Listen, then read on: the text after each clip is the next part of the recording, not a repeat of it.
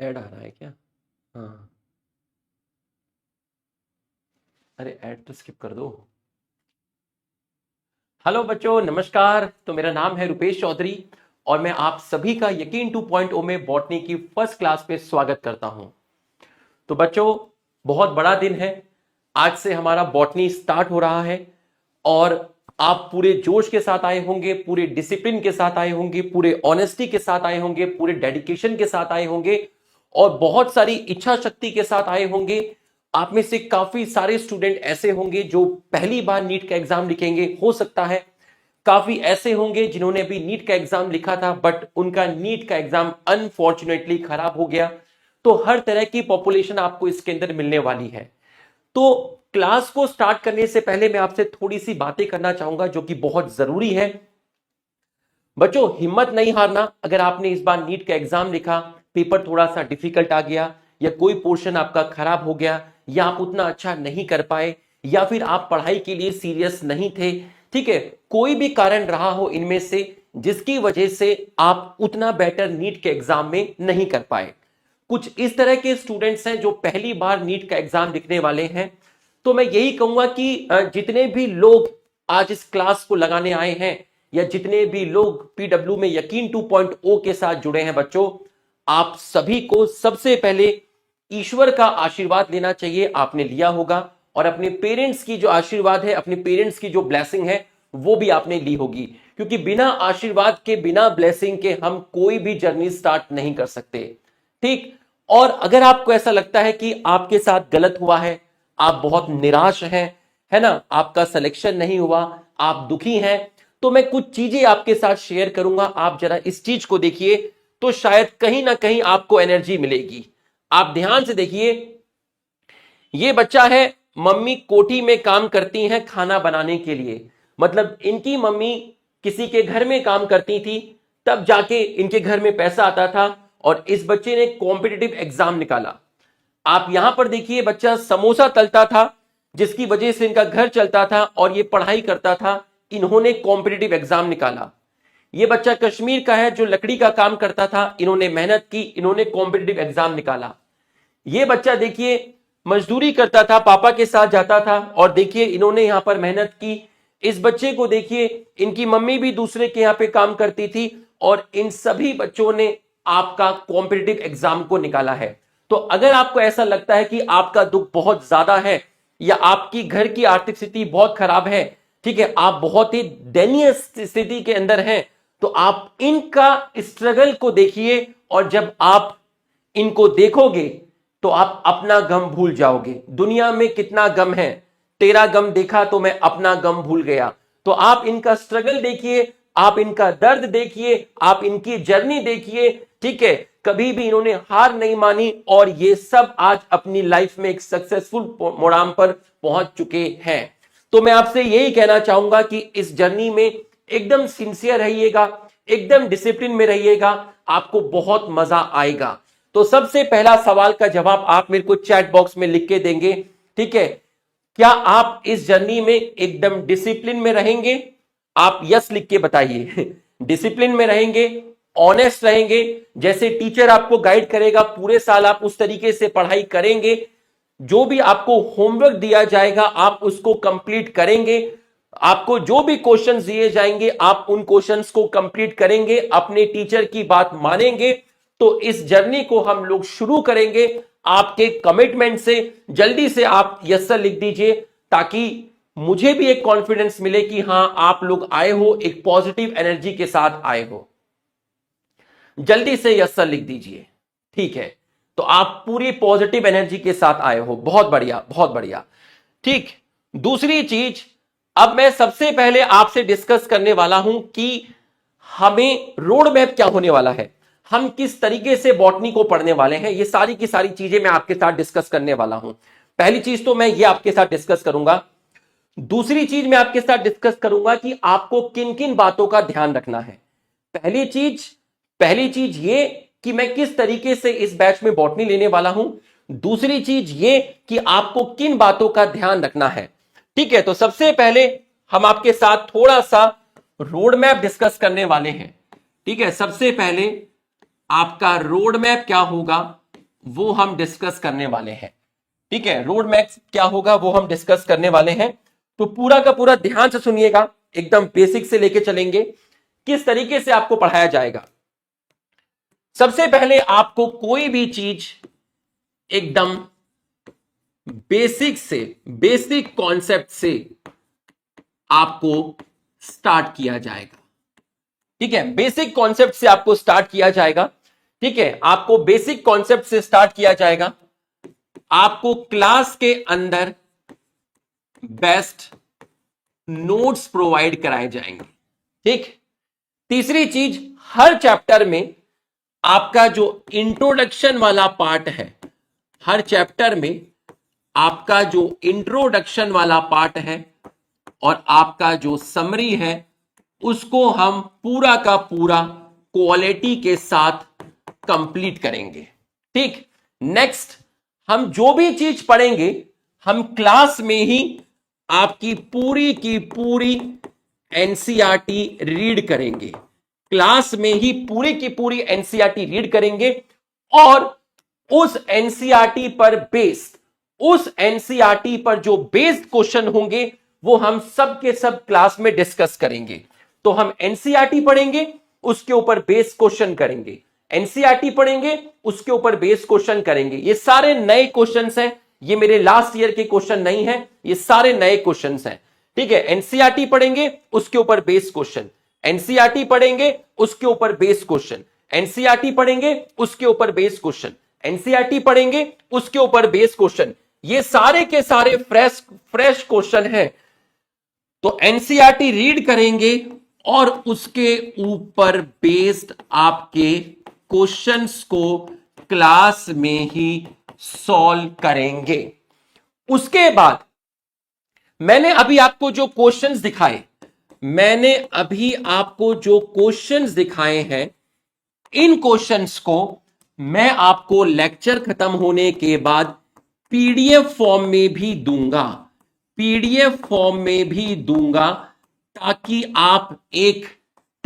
आप इसका क्या करवा सको, ताकि आप इसका प्रिंट आउट करवा सको और इन सारे क्वेश्चंस को फाइल में अरेंज कर सको, फाइल में अरेंज कर सको। तो आपको ये सारी की सारी चीजें इसके अंदर मिलने वाली है।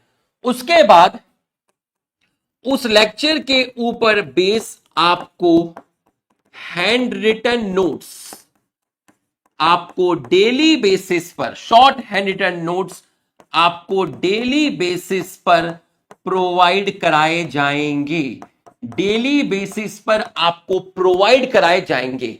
हैंड रिटन नोट्स आपको डेली बेसिस पर प्रोवाइड कराए जाएंगे। ठीक, ये सारी की सारी चीजें मैं आपको बैच के अंदर देने वाला हूं। इसके अलावा चैप्टर कंप्लीट होने के बाद, चैप्टर कंप्लीट होने के बाद आपके सारे के सारे पीवाईक्यू क्वेश्चन डिस्कस किए जाएंगे और इसके अलावा 200 क्वेश्चंस और डिस्कस किए जाएंगे।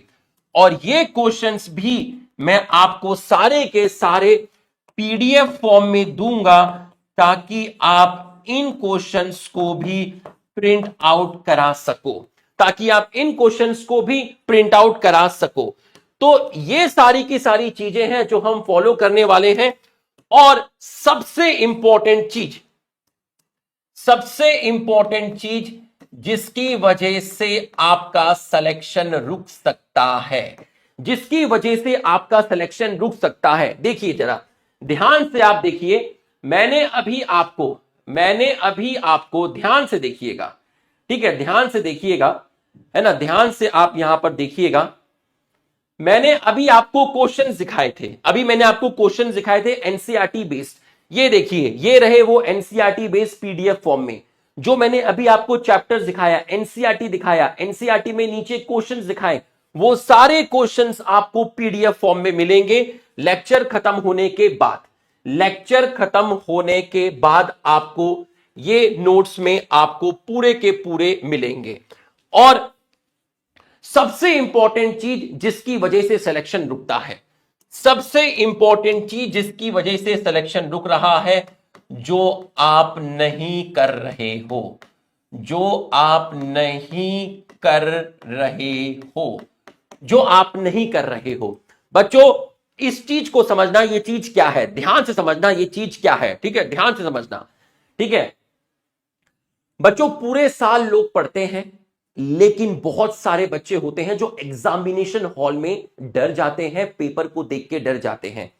उसका कारण यह होता है कि वो पूरे साल उतने ज्यादा टेस्ट नहीं देते। जब वो उतने ज्यादा टेस्ट नहीं देते तो टेस्ट के टाइम जो टेम्परामेंट होता है, जो सिचुएशन होती है दिमाग की, ठीक है, जो एंजाइटी होती है, उस चीज को फील करने की आदत उन बच्चों के अंदर नहीं होती। वो पूरे साल पढ़ाई करते रहते हैं, लेकिन जैसे ही टेस्ट आता है उनकी परफॉर्मेंस खराब हो जाती है।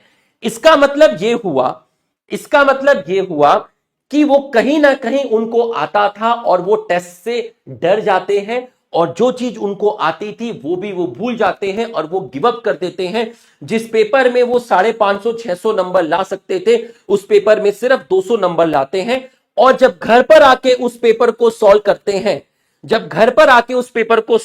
हैं, तो उसके अंदर घर में तो वो पेपर सॉल्व हो जाता है। तो भैया दिक्कत कहां आती है? दिक्कत ये आती है कि जैसा फील आपको नीट एग्जाम के टाइम एग्जामिनेशन हॉल में आया है, वैसा फील तुम्हें पूरे साल अपने घर में बहुत बार लेना पड़ेगा। मैं दावे के साथ कह रहा हूं, चैलेंज करके कहता हूं, डंगे की चोट पे कहता हूं, तू कितना पढ़ ले, तू पूरे साल पढ़ ले, सारी जिंदगी पढ़ ले, जो करना है कर ले, सारे कॉन्सेप्ट क्लियर कर ले, अगर तू टेस्ट नहीं देगा तो भाई दुनिया की कोई ताकत नहीं जो तेरा सिलेक्शन करा दे। भगवान भी आ जाएंगे, तेरा सिलेक्शन नहीं करवा सकते। क्यों? क्योंकि उस टेम्परामेंट में जीने की तुझे आदत नहीं है। टेस्ट में जो एंजाइटी आती है, जो प्रेशर बनता है, वो तूने कभी लिया ही नहीं। अब तू सीधा जाके नीट का एग्जाम देने जाएगा, तू वहां पर डर जाएगा और जो तेरे को आता था तू सब भूल जाएगा। 80% बच्चों का सिलेक्शन इसलिए नहीं होता कि क्योंकि वो दुनिया में सब कुछ करते हैं, घर पे बैठ के क्लास भी रेगुलर अटेंड करते हैं, क्लास कभी स्किप नहीं करते, पूरा का पूरा PYQ करते हैं, 10 किताब लगाते हैं, बट वो एक दिन कभी भी नहीं आता जिस दिन उनको टेस्ट देना था। वो हमेशा सोचते हैं कि हां टेस्ट तो मैं दे ही दूंगा, अभी पढ़ लेता हूं, टेस्ट तो मैं दे ही दूंगा, अभी पढ़ लेता हूं, और पूरा का पूरा साल इसमें लग जाता है। सबसे बड़ी महामारी यही है, सबसे बड़ी प्रॉब्लम यही है। तुम कुछ भी कर लो भाई, ये सब कर लो, कोई फायदा नहीं है, नहीं होगा सिलेक्शन, होगा ही नहीं सिलेक्शन। जब तक ये जो चीज मैं तुमको बताने जा रहा हूं, टेस्ट, जब तक तुम इस चीज में इन्वॉल्व नहीं होंगे, भगवान भी आ जाएंगे, 50 चीज भी दे जाएंगे, किसी का बाप तुम्हारा सिलेक्शन नहीं करवा सकता। अगर ये चीज आपने मिसिंग की तो इसमें क्या होने वाला है मैं आपको बता देता हूं। मेरी क्लास वीक में 3 दिन मिलेगी। मेरी क्लास आपको वीक में 3 दिन मिलेगी। तो मान लीजिए मेरी क्लास 3 दिन आई, एक दिन X, एक दिन Y और एक दिन Z। आपको क्या करना है, वीक में 3 दिन अपने आप को 10 to 15 मिनट एक रूम में अपने को लॉक करना है, और आप टेबल एंड चेयर पर बैठेंगे। आप किस पे बैठेंगे? आप टेबल और चेयर पे बैठेंगे। 10 से 15 मिनट, हफ्ते में 3 दिन, XYZ। जिस दिन मेरी क्लास होगी वीक में 3 दिन, उन 3 दिन आपको अपने को कमरे के अंदर 10 से 15 मिनट लॉक करना है। टेबल चेयर पर आप बैठेंगे, एक वाटर बॉटल लेकर बैठेंगे, सामने आपके पास घड़ी होगी, और इस टाइम कोई भी आपका छोटा भाई या बहन या फिर पेरेंट्स, कोई भी आपको डिस्टर्ब नहीं करेगा। ऐसा नहीं होना चाहिए कि भैया ये लो मैं मोमो की चटनी लेकर आया हूं, मोमो की चटनी चाट लो। भैया भैया मम्मी आए कि ले बेटा खाना खा ले। इस दिन आपको बिल्कुल कमरे के अंदर बैठना है और मैं इन तीनों दिन आपको क्वेश्चन पेपर प्रोवाइड करूंगा एडवांस में। जैसे आज मेरी क्लास होगी तो मैं आज भी आपको क्वेश्चन पेपर प्रोवाइड करूंगा, पीडीएफ फॉर्म में प्रोवाइड करूंगा, विद आंसर की दूंगा, विद आंसर की दूंगा। जिस दिन मेरी क्लास होगी, आज मेरी क्लास है तो आज आपको एक क्वेश्चन पेपर मिलेगा। किस बेसिस पे मिलेगा? जितना मैं आपको आज पढ़ाऊंगा इसके बेसिस पर मैं आपको आज क्वेश्चन पेपर दूंगा। मैं आपको आज क्वेश्चन पेपर दूंगा, आप इस क्वेश्चन पेपर को सॉल्व करेंगे, ठीक है। आपको आंसर की भी मिलेगी, क्वेश्चन पेपर आंसर की। जब मेरी नेक्स्ट क्लास होगी फिर एक क्वेश्चन पेपर आंसर की, फिर मेरी नेक्स्ट क्लास होगी फिर क्वेश्चन पेपर फिर आंसर की। तो अब आप देख लीजिए पूरे साल में जितनी मेरी क्लास होगी उन क्लास में आपको एक क्वेश्चन पेपर मिलेगा जिसमें जो क्वेश्चंस होंगे वो आपके 20 से 25 क्वेश्चंस होंगे, 20 से 25 होंगे। कभी कभी आपको 45 क्वेश्चंस भी मिलेंगे, कभी कभी आपको 45 क्वेश्चंस भी मिलेंगे। तो 25 मिलेंगे, कभी 20 मिलेंगे, कभी 45 मिलेंगे। उसके अकॉर्डिंग आपको घड़ी सेट करनी है। जैसे जितना मैं आपको आज पढ़ाने वाला हूं, जितना मैं आपको आज पढ़ाने वाला हूं, ये रहा, ये देखिए क्लास टेस्ट 1 यकीन नीट 2.2 2026। और इस टेस्ट की जो ड्यूरेशन रखी गई है, इस टेस्ट की जो ड्यूरेशन रखी गई है वो रखी गई है 10 मिनट्स, ठीक है, वो रखी गई है 10 मिनट्स। और इसमें क्वेश्चन है 18 क्वेश्चन। तो आपको 18 क्वेश्चन 10 मिनट के अंदर करना है। आपको यह काम वीक में 3 बार करना है।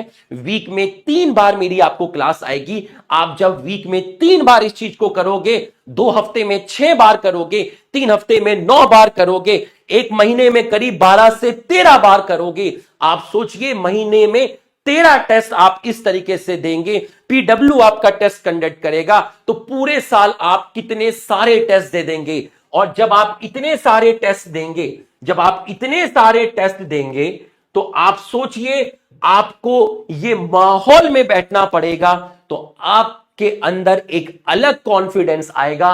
और जब आप नीट का पेपर देने जाएंगे तो आपसे गलती नहीं होगी, आप डरोगे नहीं।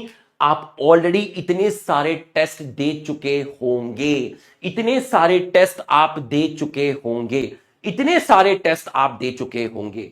तो बच्चों इस चीज को अगर आप फॉलो करेंगे, और जो क्वेश्चंस आपके टेस्ट में गलत होते हैं, इन क्वेश्चंस की एक पीडीएफ आपको बनानी होगी अलग से। मतलब ये वो गलतियों का पिटारा होगा जो आप पूरे साल आपने गलती की, और नीट से पहले इन सारी गलतियों को आपको देख के जाना है, सारी गलतियों को आपको देख के जाना है। तो बच्चों आप इस चीज को अमल करने के लिए तैयार हैं, तो आप एक बार हमारे सम्मान में यस लिख दीजिए, एक बार आप हमारे सम्मान में यस लिख दीजिए। तो आपको पूरे के पूरे पीवाईक्यू 200 क्वेश्चंस पीडीएफ फॉर्म में भी मिलेंगे, क्लास में डिस्कस होगा, डेली लेक्चर के बेसिस पे हैंड एंड नोट्स मिलेंगे। जो भी क्वेश्चंस मैं आपको पीडीएफ फॉर्म में दूंगा, ठीक है, आप उसका प्रिंट आउट करा सकते हैं। जो भी एनसीईआरटी बेस्ड क्वेश्चन होंगे तो आप सारे क्वेश्चंस क्लास में डिस्कस करेंगे, उसका पीडीएफ फॉर्म आपको मिलेगा, ठीक है। टेस्ट के लिए आपको डेली बेसिस पे मेरी वीक में 3 क्लास होती है, आपको टेस्ट पेपर मिलेगा पीडीएफ फॉर्म में, आप उसको प्रिंट करा के या बिना प्रिंट के भी उसको क्वेश्चन को सॉल्व कर सकते हैं। तो ये सारी की सारी चीजें आपको फॉलो करनी है, ठीक है, ये सारी की सारी चीजें आपको फॉलो करनी है। और उससे भी इंपॉर्टेंट, उससे भी इंपॉर्टेंट आपको और किन बातों का ध्यान रखना है, आपको किन बातों का ध्यान रखना है, आपको पूरे साल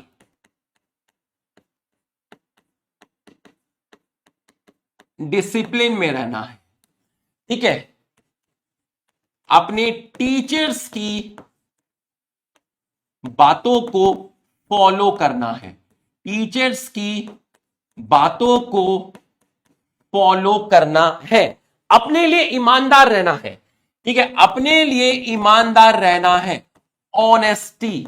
पूरे साल आपको पढ़ना है, मतलब आपको डेली स्टडी करनी है, आपको डेली स्टडी करनी है। आपको कभी भी कोई भी क्लास स्किप नहीं करनी बच्चों, आपको कभी भी कोई भी क्लास स्किप नहीं करनी, इस चीज की गांठ मान लो।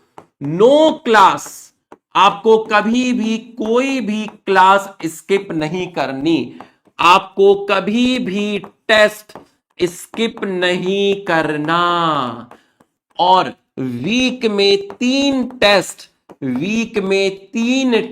आपको देने हैं, वीक में 3 टेस्ट आपको देने हैं, जिसका जो पेपर होगा वो पेपर मैं आपको प्रोवाइड करूंगा, वो पेपर मैं आपको प्रोवाइड करूंगा। तो बच्चों वो पेपर मैं आपको प्रोवाइड करूंगा, ठीक है। ये सारी की सारी चीजें आपको फॉलो करनी है, आपको बिल्कुल भी स्पैमिंग नहीं करनी है, आपको अंदर एकदम पॉजिटिविटी होनी चाहिए, आपके अंदर पॉजिटिविटी होनी चाहिए, स्पैमिंग नहीं करनी है, ठीक है। जैसे टीचर आपको पढ़ा रहे हैं उनकी बातों को आपको अमन करना है, उनकी बातों को फॉलो करना है, ठीक है।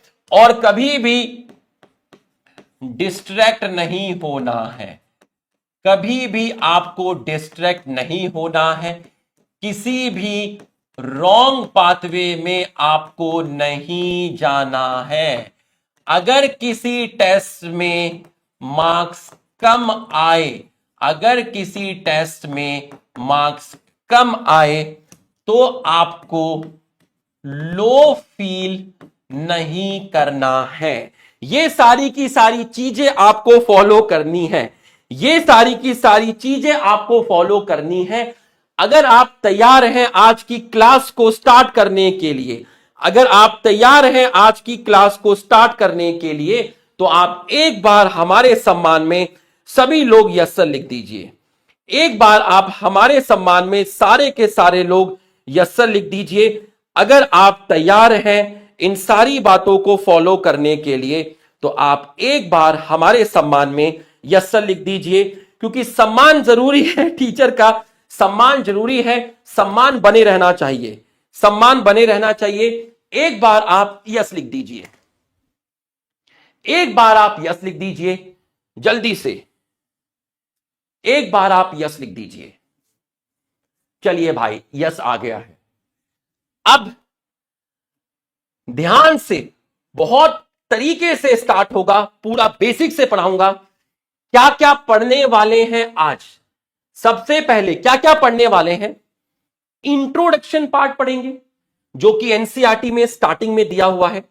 ये सब पढ़ेंगे, ये पढ़ेंगे, ये पूरा पढ़ेंगे। रिडक्शनिस्ट बायोलॉजिस्ट क्या होता है पूरा पढ़ेंगे। उसके बाद आपका सर रामाचंद्रन के बारे में पढ़ेंगे कि इनके बारे में आई एम सॉरी, ठीक है, इनके बारे में यहां क्या चीजें लिखी हैं, ये सारी की सारी चीजें यहां पढ़ेंगे, ठीक है। ये सब आपको पढ़ाया जाएगा। बट दिक्कत पता है क्या है? दिक्कत क्या है मैं आपको बताता हूं। एक प्रॉब्लम है, आई होप आप इस प्रॉब्लम को समझेंगे। अगर मैं डायरेक्ट इंट्रोडक्शन से पढ़ाऊंगा तो बहुत सारे बच्चे ऐसे हैं जो पहली बार पढ़ रहे हैं। अब यहां पर यह वर्ड आया सेल थ्योरी, यहां पर यह वर्ड आया सेल थ्योरी। अब बच्चों ने सेल थ्योरी तो पढ़ी नहीं है, जो पहली बार पढ़ रहे हैं। अब जब वो पहली बार पढ़ रहे हैं और मैं बिना सेल थ्योरी के ये पैराग्राफ एक्सप्लेन करूंगा, तो हो सकता है 50% बच्चों को ये चीज समझ में ही ना आए, क्योंकि सेल थ्योरी जो है आपकी वो तो यहां पर दी हुई है, वो तो यहां पर दी हुई है। तो प्रॉब्लम ये है अगर मैं इसको अभी पढ़ना स्टार्ट करूंगा, ठीक है, अभी मैं इसको पढ़ना स्टार्ट करूंगा, तो 50% बच्चों को ये पैराग्राफ समझ में नहीं आएंगे, क्योंकि यहां पर सेल थ्योरी लिखी हुई है, तो पहले सेल थ्योरी पढ़ानी पड़ेगी।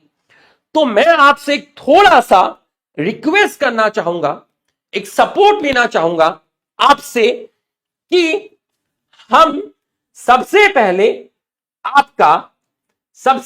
हम आपका यहां से स्टार्ट करते हैं, यहां से स्टार्ट करते हैं। एक बार मैं ऐसे फ्लो में जाऊंगा और फिर क्लास खत्म होने से पहले जब सेल थ्योरी कंप्लीट हो जाएगी, तो मैं आपको ये पूरा का पूरा पैराग्राफ क्लास में एक्सप्लेन करूंगा, आज ही की क्लास में एक्सप्लेन करूंगा, आज ही की क्लास में एक्सप्लेन करूंगा। तो क्या आप इस चीज के लिए मुझे परमिशन देते हैं कि आप इतना पेशेंस रखेंगे कि सर को 40 मिनट पढ़ाने दें, 40 मिनट के बाद सर ये सारी की सारी चीज क्लास में एक्सप्लेन करेंगे? क्योंकि मेरी मजबूरी है, बिना सेल थ्योरी के अगर मैं ये आपको पढ़ूंगा तो बच्चों आपको समझ नहीं आएगा। तो आप क्या मुझे परमिशन देते हैं? क्या आप थोड़ा सा वेट करेंगे गाइस? यस, ये तो मैंने आपको प्रूव किया बेटा। अगर मैं डायरेक्ट पढ़ूंगा तो 50% बच्चों को समझ नहीं आएगा, सिर्फ उन्हीं को समझ में आएगा जिन्होंने पहले ये चीजें पढ़ी हैं, बाकी बच्चे रिलेट नहीं कर पाएंगे। चलिए, आपने मेरे को परमिशन दी, बहुत बढ़िया, बहुत बढ़िया, बहुत बढ़िया, शाबाश, बहुत बढ़िया। तो अब सिर्फ 40 मिनट तक वेट करिएगा। सेल थ्योरी होने के बाद मैं आपको ये पूरा का पूरा एक्सप्लेन करूंगा, फिजियोलॉजिकल बिहेवियर ये सब क्या होता है, ठीक है, रिडक्शनिस्ट बायोलॉजिस्ट ये सब क्या है, ठीक है, रामचंद्रन प्लॉट क्या है, ठीक है, कॉन्फर्मेशन का मतलब क्या होता है, ठीक है, नेचर यहां पर क्या है, ठीक है, ये सब आपको पूरा का पूरा इसके अंदर आपको बताया जाएगा। ठीक है, तो चलिए हम स्टार्ट कर रहे हैं आज की क्लास, और एकदम बेसिक से लेके चलूंगा, आपको यह मान के पढ़ाऊंगा कि आप 8th 9th के स्टूडेंट हैं, आपने अपने जीवन में कभी सेल के बारे में नाम भी नहीं सुना, आपको पता भी नहीं है कि सेल क्या होती है। यह मान के मैं आपको पढ़ाने वाला हूं कि आपको पता भी नहीं है कि सेल क्या होती है। ठीक है, आपको पता भी नहीं है कि सेल क्या होती है, इतने बेसिक से मैं आपको उठाऊंगा, कहीं से कोई दिक्कत आने नहीं दूंगा, ये मेरा आपको वचन है। और आपको ये चीज पहली क्लास में ही नजर आ जाएगी, आपकी फ्रीक्वेंसी मेरे साथ पहली क्लास में ही मैच हो जाएगी अगर आप मुझसे पहली बार पढ़ रहे हैं। ठीक, रुपेश चौधरी मेरा नाम है, 14 साल मुझे पढ़ाते हुए हो गए, 10 साल मैंने ऑफलाइन में पढ़ाया था, उसके बाद मैं पीडब्ल्यू के साथ जुड़ा हुआ हूं और इन्हीं के साथ जुड़ा रहूंगा हमेशा। ठीक है, ये मेरा इंट्रोडक्शन है। ठीक, तो चलिए अब लोग हम स्टार्ट करते हैं। चलिए भाई, ईश्वर का आशीर्वाद ले लीजिए। ठीक है, अपने ईश्वर को याद करिए, अपने पेरेंट्स को मन में याद करिए। आज आप एक जर्नी की शुरुआत कर रहे हैं और आपको इस जर्नी में हमेशा ऑनेस्ट रहना है, डिसिप्लिन में रहना है, किसी गलत रास्ते पे नहीं जाना है और अपने पेरेंट्स का सभी का सपना पूरा करना है। और इसी आशा के साथ कि आप लाइफ में बहुत अच्छा करेंगे, आप सिंसियर रहेंगे। आज मैं रुपेश चौधरी यकीन 2.0 में बॉटनी का फर्स्ट लेक्चर पूरा बेसिक से स्टार्ट करने जा रहा हूं। हे ईश्वर, हम सब पर अपनी कृपा और अपनी ब्लेसिंग्स मेंटेन रखना, क्योंकि आपके आशीर्वाद के बिना कुछ भी नहीं है। इस पॉजिटिविटी के साथ हम लोग स्टार्ट करते हैं। तो पहली हेडिंग आप डालिए। सबसे पहले आप जो हेडिंग डालेंगे, ठीक है, इसमें सबसे पहले आप जो हेडिंग डालेंगे, ठीक है, सबसे पहले आप जो हेडिंग इसके अंदर डालेंगे वो आप डालेंगे सेल। वो आप डालेंगे सेल। इस बार इस सेशन में चैट सेक्शन का बहुत जबरदस्त यूज होने वाला है। मैं बहुत सारी चीजें हैं जो आपसे पूछूंगा चैट में, ठीक है, ध्यान से सुनिएगा एकदम, ठीक है, ध्यान से सुनिएगा बच्चों, आप ध्यान से सुनिएगा और मेरे सवालों का जवाब दीजिएगा। एक चीज होती है जिसको बोलते हैं सेल। सेल आपस में मिलके बनाती है टिश्यू, और टिश्यू आपस में मिलके बनाते हैं ऑर्गन। और जब बहुत सारे ऑर्गन आपस में मिलके काम करते हैं तो ऑर्गन सिस्टम बनता है। अब मैं आपसे कहूं कि डाइजेस्टिव सिस्टम, भाई डाइजेस्टिव सिस्टम जो काम करता है, जिसको आप ऑर्गन सिस्टम बोलते हैं, उसमें कोई एक ऑर्गन नहीं है, उसमें स्टमक भी है, उसमें स्मॉल इंटेस्टाइन भी है, उसमें लार्ज इंटेस्टाइन भी है, लीवर का भी रोल होता होगा, पेनक्रियास का भी रोल होता होगा। मतलब जब डिफरेंट ऑर्गन आपस में मिलकर काम करते हैं एक कोऑर्डिनेशन में, तो आपका ऑर्गन सिस्टम बनता है। और ऑर्गन किससे बना है? ऑर्गन में डिफरेंट टाइप के टिश्यू हैं, और टिश्यू क्या है? टिश्यू डिफरेंट टाइप की सेल्स से बना है।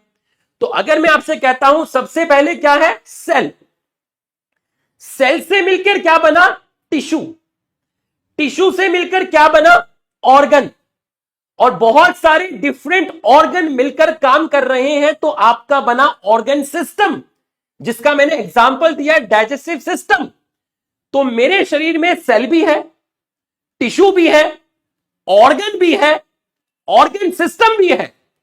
तो आप मुझे बताइए कि मेरा शरीर काम कर रहा है, मैं हाथ हिला रहा हूं, मैं आपको पढ़ा रहा हूं, मेरा सर्कुलेटरी सिस्टम काम कर रहा है, डाइजेस्टिव सिस्टम काम कर रहा है, एक्सक्रीटरी सिस्टम काम कर रहा है। तो मेरे शरीर में सेल, टिश्यू, ऑर्गन और ऑर्गन सिस्टम में सबसे छोटी यूनिट कौन सी है जिसकी वजह से मेरा शरीर प्रॉपर तरीके से काम कर रहा है? बताइए, सबसे छोटी यूनिट कौन सी है मेरे शरीर में जिसकी वजह से मेरा शरीर पूरी तरीके से काम कर रहा है? आंसर लिखिए चैट में, चैट बॉक्स बहुत एक्टिव रहने वाला है इस सेशन में। आंसर होगा सर सेल, आंसर होगा सर सेल। तो सबसे छोटी यूनिट जिसकी वजह से आपका शरीर काम कर रहा है वो है सेल। आपके शरीर में सेल भी है, टिश्यू भी है, ऑर्गन भी है और ऑर्गन सिस्टम भी है। आपके शरीर का ढांचा, आपके शरीर का स्ट्रक्चर जिस चीज से बना है उसमें सेल भी है, टिश्यू भी है, ऑर्गन भी है, ऑर्गन सिस्टम भी है। सबसे छोटी यूनिट कौन सी है जिसकी वजह से किसी भी ऑर्गेनिज्म का स्ट्रक्चर डिफाइंड होता है? सर सबसे छोटी यूनिट है सेल, सबसे छोटी यूनिट है सेल। तो अगर मैं आपसे बात कर रहा हूं कि बहुत सारी सेल्स मिलकर टिश्यू बनाती हैं, डिफरेंट टिश्यू से ऑर्गन आता है, डिफरेंट ऑर्गन मिलकर ऑर्गन सिस्टम बनाते हैं, तो एक टिश्यू में काफी सारी सेल्स हैं, एक ऑर्गन में काफी सारे टिश्यू हैं, एक ऑर्गन सिस्टम में काफी सारे ऑर्गन हैं। तो मेरे शरीर का सबसे बेसिक, सबसे फंडामेंटल, सबसे छोटी यूनिट कौन सी है? सेल, जिसकी वजह से मेरा पूरा का पूरा स्ट्रक्चर काम कर रहा है। तो अगर मैं स्ट्रक्चरल यूनिट बोलूं, या मैं कहूं फंडामेंटल यूनिट बोलूं, या मैं फंक्शनल यूनिट बोलूं, तो आप बोलेंगे सेल। तो बच्चों सेल की डेफिनेशन क्या हुई? अगर मैं आपसे पूछूं कि भाई सेल की डेफिनेशन क्या हुई, तो आप यहां पर क्या वर्ड यूज करेंगे? सेल क्या है? सेल एक फंडामेंटल, फंडामेंटल का मतलब होता है बेसिक, फंडामेंटल का मतलब होता है बेसिक। तो सेल एक basic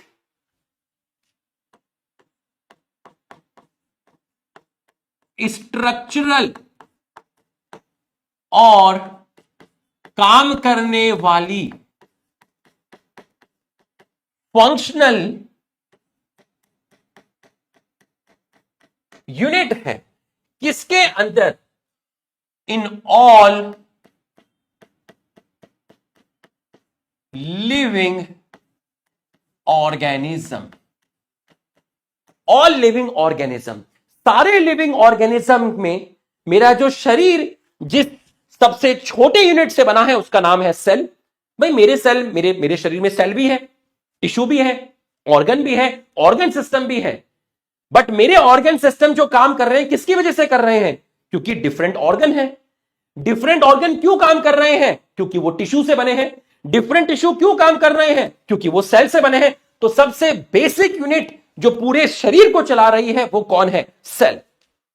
fundamental, basic, structural, functional unit in all living organism, ये है सेल की डेफिनेशन।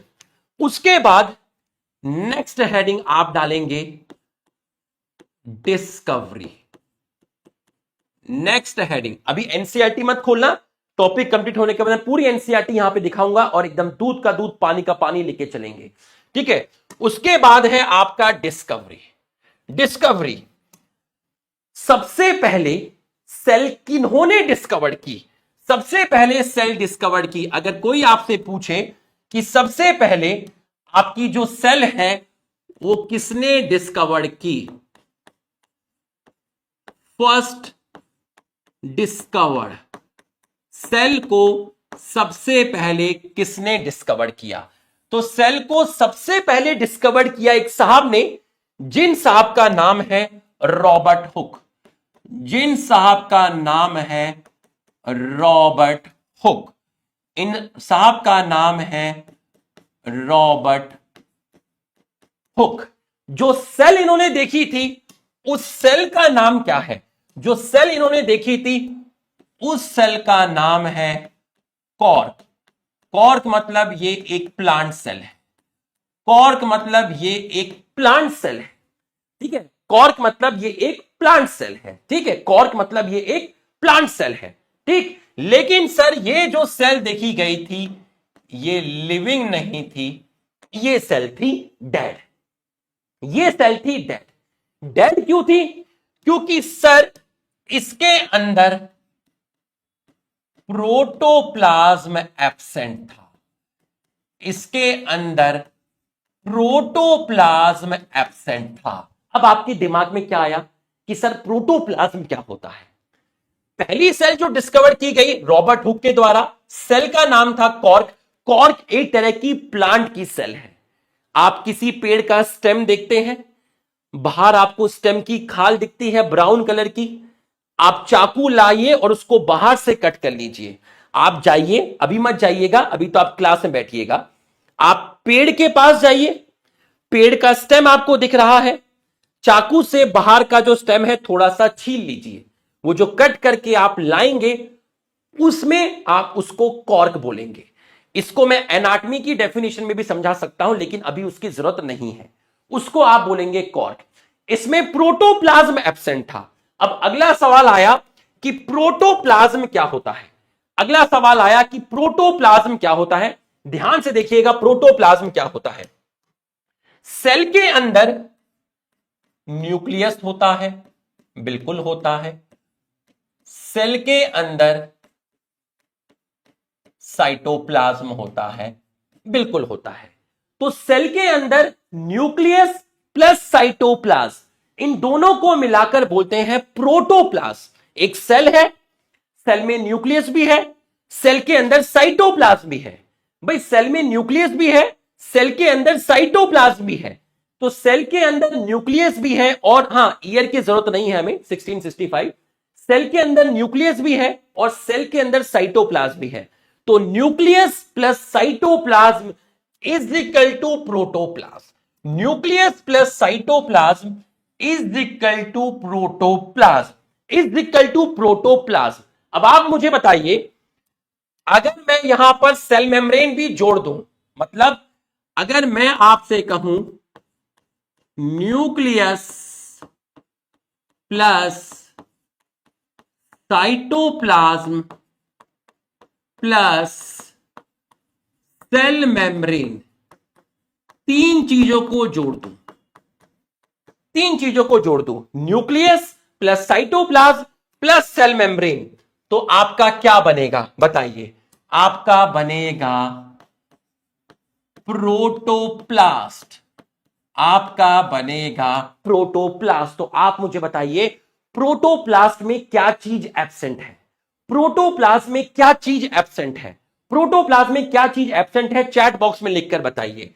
प्रोटोप्लास्ट को आप कह सकते हो कि सेल विदाउट सेल वॉल।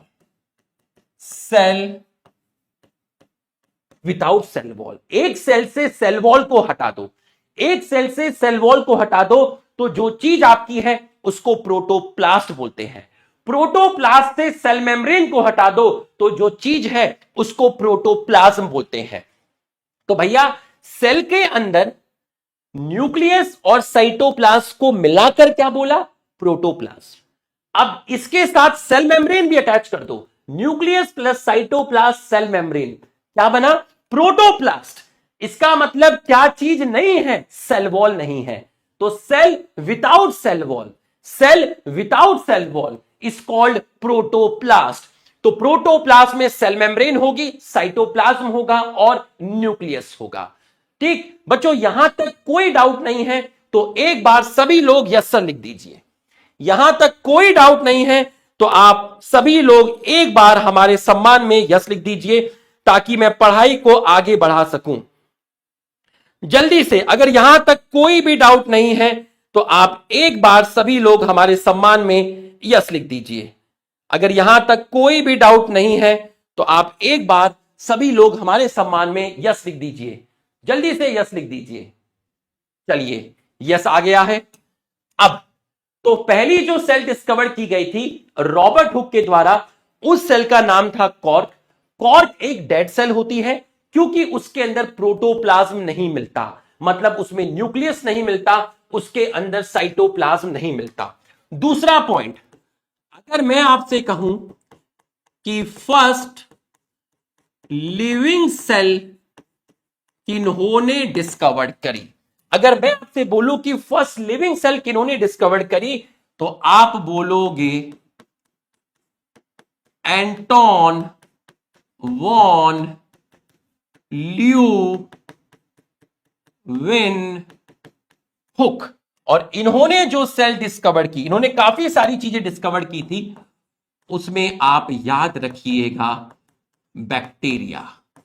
ठीक है, उन्होंने, आप याद रखिएगा बैक्टीरिया। एक और चीज मैं आपको बताने वाला हूं, इस बार जो नीट का पेपर आया है पूरा एनसीईआरटी बेस्ड आया है।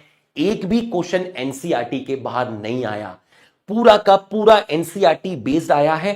बट क्वेश्चंस को पूछने का तरीका बदला है, क्वेश्चंस को पूछने का तरीका बदला है, कॉन्सेप्चुअल अप्रोच बदली है। चैप्टर के इंट्रोडक्शन वाले पार्ट से क्वेश्चन आया है। क्वेश्चन सारे के सारे बॉटनी में एनसीईआरटी से थे, एनसीईआरटी के बाहर से नहीं थे। तो हमें बहुत ज्यादा एक्स्ट्रा नहीं पढ़ना है, इस बात को समझ लीजिए। हमें एक्स्ट्रा पढ़ना है, जहां जहां जरूरत होगी आपको एक्स्ट्रा पढ़ाया जाएगा। आपको Golgi body, ER, lysosome, mitochondria, plastid, यहां सब जगह आपको 2-2, 3-3 पॉइंट एक्स्ट्रा बताए जाएंगे। बॉक्स के अंदर बंद करके आपको बताया जाएगा कि ये पॉइंट एनसीईआरटी के अंदर नहीं है बेटा, ये पॉइंट एक्स्ट्रा है जिसकी नीट में आने की संभावना बहुत कम है। तो जो भी तुम्हें एक्स्ट्रा पॉइंट बताए जाएंगे बॉक्स के अंदर आपको बंद किया जाएगा। अभी ये पहली क्लास है, एकदम बेसिक लेके आपको चल रहे हैं, जहां जरूरत होगी वहां आपको बताएंगे। बिल्कुल ट्रस्ट करना, अपना दिमाग बिल्कुल मत लगाना, बिल्कुल पैनिक मत होना, ठीक है। जैसे टीचर आपको पढ़ाएंगे बिल्कुल वैसे आपको पढ़ना है, ठीक है। तो फर्स्ट लिविंग सेल किन्होंने डिस्कवर करी? Anton von Leeuwenhoek. क्या डिस्कवर किया था? बैक्टीरिया डिस्कवर किया। उसके बाद तीसरा पॉइंट है आपका न्यूक्लियस, कि भाई न्यूक्लियस किसने डिस्कवर किया? न्यूक्लियस जो डिस्कवर किया गया था वो डिस्कवर किया था रॉबर्ट ब्राउन के ने। और किसके अंदर किया था? एक प्लांट है जिसका नाम है ऑर्चिड, ऑर्चिड प्लांट के अंदर डिस्कवर किया था। ठीक बच्चों, इलेक्ट्रॉन माइक्रोस्कोप की खोज हुई, इलेक्ट्रॉन माइक्रोस्कोप की डिस्कवरी हुई। तो इलेक्ट्रॉन माइक्रोस्कोप की डिस्कवरी के बाद सेल की स्टडी करना इजी हुआ, सेल के स्ट्रक्चर को स्टडी करना इजी हुआ। तो अगर मैं आपसे बोलता हूं किसकी डिस्कवरी, किसकी डिस्कवरी, लाइट माइक्रोस्कोप या electron microscope? Sir discovery of electron microscope, electron microscope, microscope. तो किसकी डिस्कवरी? इलेक्ट्रॉन माइक्रोस्कोप की डिस्कवरी के बाद क्या इजी हुआ? इजी हुआ। क्या इजी हुआ? स्टडी करना। किसको स्टडी करना? Cell and its structure, cell और इसके स्ट्रक्चर को स्टडी करना आपके लिए इजी हुआ। तो सबसे पहले सेल की डेफिनेशन आई कि भाई आपकी जो सबसे छोटी यूनिट है जिससे आपका पूरा का पूरा शरीर बना है वो आपका सेल है। आपका जो शरीर काम कर रहा है, मैं चल रहा हूं, खा रहा हूं, पी रहा हूं, तो मेरे शरीर में जो फंक्शन हो रहे हैं ये किसकी वजह से हो रहे हैं? सेल की वजह से हो रहे हैं। तो सेल आपकी स्ट्रक्चरल फंक्शनल यूनिट है सभी लिविंग ऑर्गेनिज्म में। सबसे पहले सेल डिस्कवर की गई थी कॉर्क, रॉबर्ट हुक के द्वारा, जो कि एक डेड सेल थी जिसमें प्रोटोप्लाज्म एब्सेंट था। न्यूक्लियस प्लस साइटोप्लाज्म को प्रोटोप्लाज्म बोलते हैं। अगर आप nucleus plus cytoplasm cell membrane तीनों को जोड़ देंगे तो आपका प्रोटोप्लाज्म बनेगा। इसका मतलब प्रोटोप्लाज्म में सेल वॉल नहीं होती, इसलिए सर ने लिखा सेल विदाउट सेल वॉल। सबसे पहले living cell Anton van Leeuwenhoek ने डिस्कवर करी। न्यूक्लियस डिस्कवर किया था रॉबर्ट ब्राउन के द्वारा। ठीक है, इलेक्ट्रॉन माइक्रोस्कोप की डिस्कवरी के बाद इजी हुआ किसको स्टडी करना, सेल एंड इट्स स्ट्रक्चर को स्टडी करना आपके लिए क्या हुआ, इजी हुआ। आपके लिए क्या हुआ, इजी हुआ। ठीक, इसके बाद आप थोड़ा सा आगे बढ़ेंगे, फिफ्थ पॉइंट पर आप जाएंगे तो आपको एक चीज मिलेगी, इन एनिमेट एनसीईआरटी के अंदर वर्ड है। इन एनिमेट का मतलब होता है नॉन लिविंग। नॉन लिविंग जैसे आपकी टेबल हो गई, आपकी चेयर हो गई, आपकी टेबल हो गई, पंखा हो गया, आपका चेयर हो गया, आपका टेबल हो गया, आपका पंखा हो गया, ये सब क्या है, नॉन लिविंग है, इनएनिमेट है। तो जो इनएनिमेट होता है उसमें आपकी सेल जो होती है वो एब्सेंट होती है। और जो एनिमेट होता है, एनिमेट का मतलब हुआ आपका लिविंग। एनिमेट का मतलब क्या हुआ बच्चों, एनिमेट का मतलब हुआ आपका लिविंग। तो एनिमेट का मतलब हुआ आपका लिविंग, मतलब जितने भी प्लांट्स हैं, एनिमल हैं, बैक्टीरिया हैं, ये सब क्या है, एनिमेट है। और एनिमेट के अंदर आपकी जो सेल होती है वो आपकी प्रेजेंट होती है। ठीक, तो ये आपके पॉइंट हो गए। उसके बाद नेक्स्ट पॉइंट जो आपका जाएगा, सिक्स पॉइंट, जितना भी लिविंग ऑर्गेनिज्म है, जितना भी लिविंग ऑर्गेनिज्म है वो किस चीज का बना है, वो आपका बना है किस चीज का, वो बना है आपका सेल का। जितना भी लिविंग ऑर्गेनिज्म है बच्चों किस चीज का बना हुआ है, सेल का बना हुआ है। जितना भी लिविंग ऑर्गेनिज्म है वो सेल का बना हुआ है। अब ये जो सेल का बना हुआ है, ये लिविंग ऑर्गेनिज्म दो पार्ट में डिवाइड है। एक को आपने बोला यूनिसेलुलर ऑर्गेनिज्म, दूसरे को आपने बोला मल्टी सेलुलर ऑर्गेनिज्म। ऐसा ऑर्गेनिज्म जिसमें सिर्फ एक सेल है, जैसे बैक्टीरिया, अमीबा, यूग्लिना, पैरामीशियम, ये एक सेल वाले ऑर्गेनिज्म हैं। ये सारे के सारे एक सेल वाले ऑर्गेनिज्म हैं। बैक्टीरिया एक सेल वाला ऑर्गेनिज्म, अमीबा एक सेल वाला ऑर्गेनिज्म, पैरामीशियम एक सेल वाला ऑर्गेनिज्म, ये सब के सब एक सेल वाले ऑर्गेनिज्म हैं। तो बच्चों यूनिसेलुलर का मतलब क्या हुआ, यूनिसेलुलर का मतलब होता है जिसके अंदर सिर्फ कितनी सेल होगी, एक सेल होगी। एग्जाम्पल के तौर पर मैंने आपका बोल दिया बैक्टीरिया, मैंने आपका बोल दिया अमीबा। मल्टी सेलुलर जैसे हम लोग हैं, हमारे शरीर में बहुत सारी सेल्स हैं, तो मल्टी सेलुलर का मतलब हो गया है made up of many cells. तो मल्टी सेलुलर के अंदर आपकी बहुत सारी सेल्स प्रेजेंट होती है। जैसे मैं एग्जांपल बोल दूं यहां पर प्लांट्स एंड एनिमल और most of fungus, plant, animal, most of fungus. तो ऑर्गेनिज्म मोस्टली कैसे होते हैं, अगर मैं आपसे बोलूं कि ज्यादातर ऑर्गेनिज्म कैसे होते हैं, तो आप बोलेंगे मल्टी सेलुलर। सर अमीबा का अपना इंडिपेंडेंट एग्जिस्टेंस क्यों है, सर बैक्टीरिया का अपना इंडिपेंडेंट एग्जिस्टेंस क्यों है, सर एक बैक्टीरिया का अपना इंडिपेंडेंट एग्जिस्टेंस क्यों है। अरे भाई जीने के लिए क्या चाहिए, बैक्टीरिया से मैंने बात की, मैंने कहा बैक्टीरिया तू रिप्रोडक्शन कर सकता है, तो बैक्टीरिया कह रहा है कि मैं तो रिप्रोडक्शन करता हूं, मतलब बैक्टीरिया अपने नंबर को बढ़ा सकता है। मैंने कहा बैक्टीरिया क्या तेरे अंदर न्यूट्रिशन है, तो बैक्टीरिया ने कहा हां मेरे अंदर तो ऑटोट्रोपिक न्यूट्रिशन भी है, मतलब मैं खाना खुद बना सकता हूं, और मेरे अंदर हेट्रोट्रोपिक न्यूट्रिशन भी है, मतलब मैं खाना कहीं और से भी ले सकता हूं। मैंने कहा बैक्टीरिया क्या तू रेस्पिरेशन करता है? बोला हां, मैं रेस्पिरेशन भी करता हूं, मैं खाना भी बना सकता हूं, मैं रिप्रोडक्शन भी कर सकता हूं।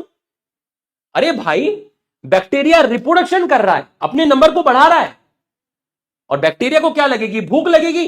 बैक्टीरिया खाना भी खा रहा है, बैक्टीरिया सांस भी ले रहा है, तो बैक्टीरिया में रेस्पिरेशन भी है, रिप्रोडक्शन भी है, न्यूट्रिशन भी है।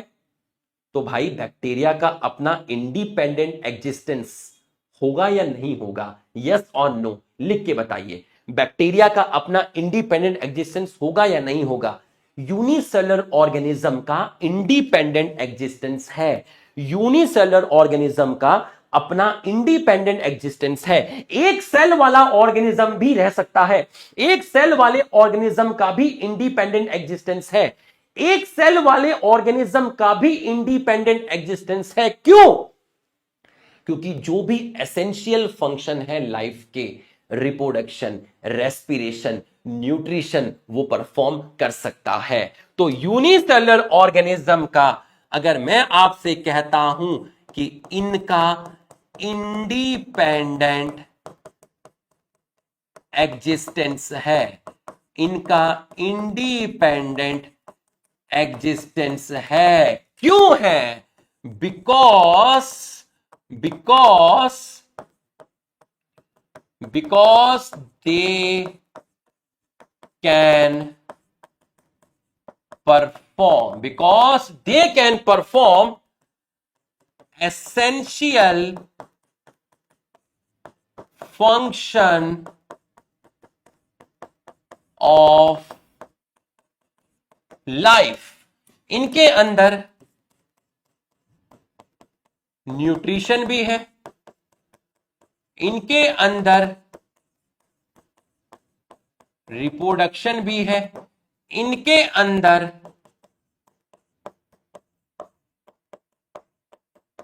रेस्पिरेशन भी है। तो ये हमारी पहली स्लाइड आपकी कंप्लीट हुई, जिसमें पहले सेल की डेफिनेशन आई, फिर डिस्कवरी वाला पार्ट आया, फिर यूनिसेलुलर और मल्टीसेलुलर आया। इसका मतलब हम मल्टीसेलुलर ऑर्गेनिज्म है, हमारा भी इंडिपेंडेंट एग्जिस्टेंस है, यूनिसेलुलर ऑर्गेनिज्म का भी इंडिपेंडेंट एग्जिस्टेंस है।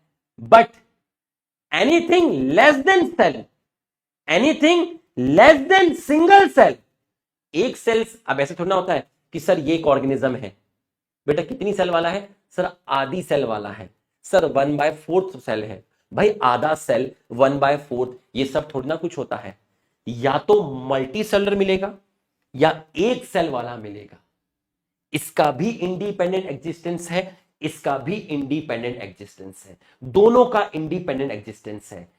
एक सेल से कम क्या होगा? कुछ भी नहीं होगा। एक सेल से कम क्या होगा? कुछ भी नहीं होगा। एक सेल से कम क्या होगा? कुछ भी नहीं होगा। ऑर्गेनिज्म या तो एक सेल वाला होगा या काफी सेल वाला होगा। एक सेल से कम तो कुछ भी नहीं होगा। इसका मतलब एक स्टेटमेंट है, बताना ट्रू या false. Anything less than single cell do not have independent existence. बताइए ट्रू है या फॉल्स है? Anything less than, anything less than, anything less than single cell do not have independent existence। बताइए true है या false है? भाई इसका भी इंडिपेंडेंट एग्जिस्टेंस है, एक सेल वाले का भी, और बहुत सारी सेल्स इसके अंदर है, उन ऑर्गेनिज्म का भी इंडिपेंडेंट एग्जिस्टेंस है। बट एक सेल से कम तो कुछ होता ही नहीं है ना। Anything less than single cell, बताइए anything less than single cell, बिल्कुल सही, ट्रू, बहुत बढ़िया, बहुत बढ़िया। तो आप यहां पर नोट डाल के लिख सकते हैं, आप यहां पर नोट डाल के लिख सकते हैं, anything less than, anything less than, anything less then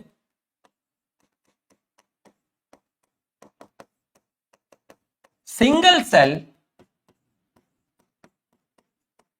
do not have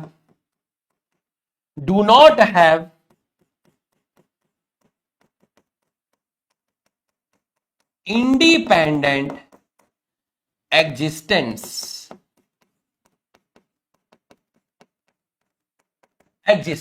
anything less than single cell do not have independent existence, do not have independent existence। अब आप आइए और मेरे साथ साथ आप पढ़ाई करेंगे, ठीक है, मेरे साथ साथ आप पढ़ाई करेंगे। आ जाइए, जब मैं एनसीईआरटी रीड करूंगा तो एनसीईआरटी की तरफ देखिएगा, क्वेश्चंस को मत देखिएगा, ठीक है। When you look around you see both living and non living things, आपके आसपास दोनों चीजें दिखती हैं, टेबल चेयर भी दिखते हैं और लिविंग भी दिखते हैं।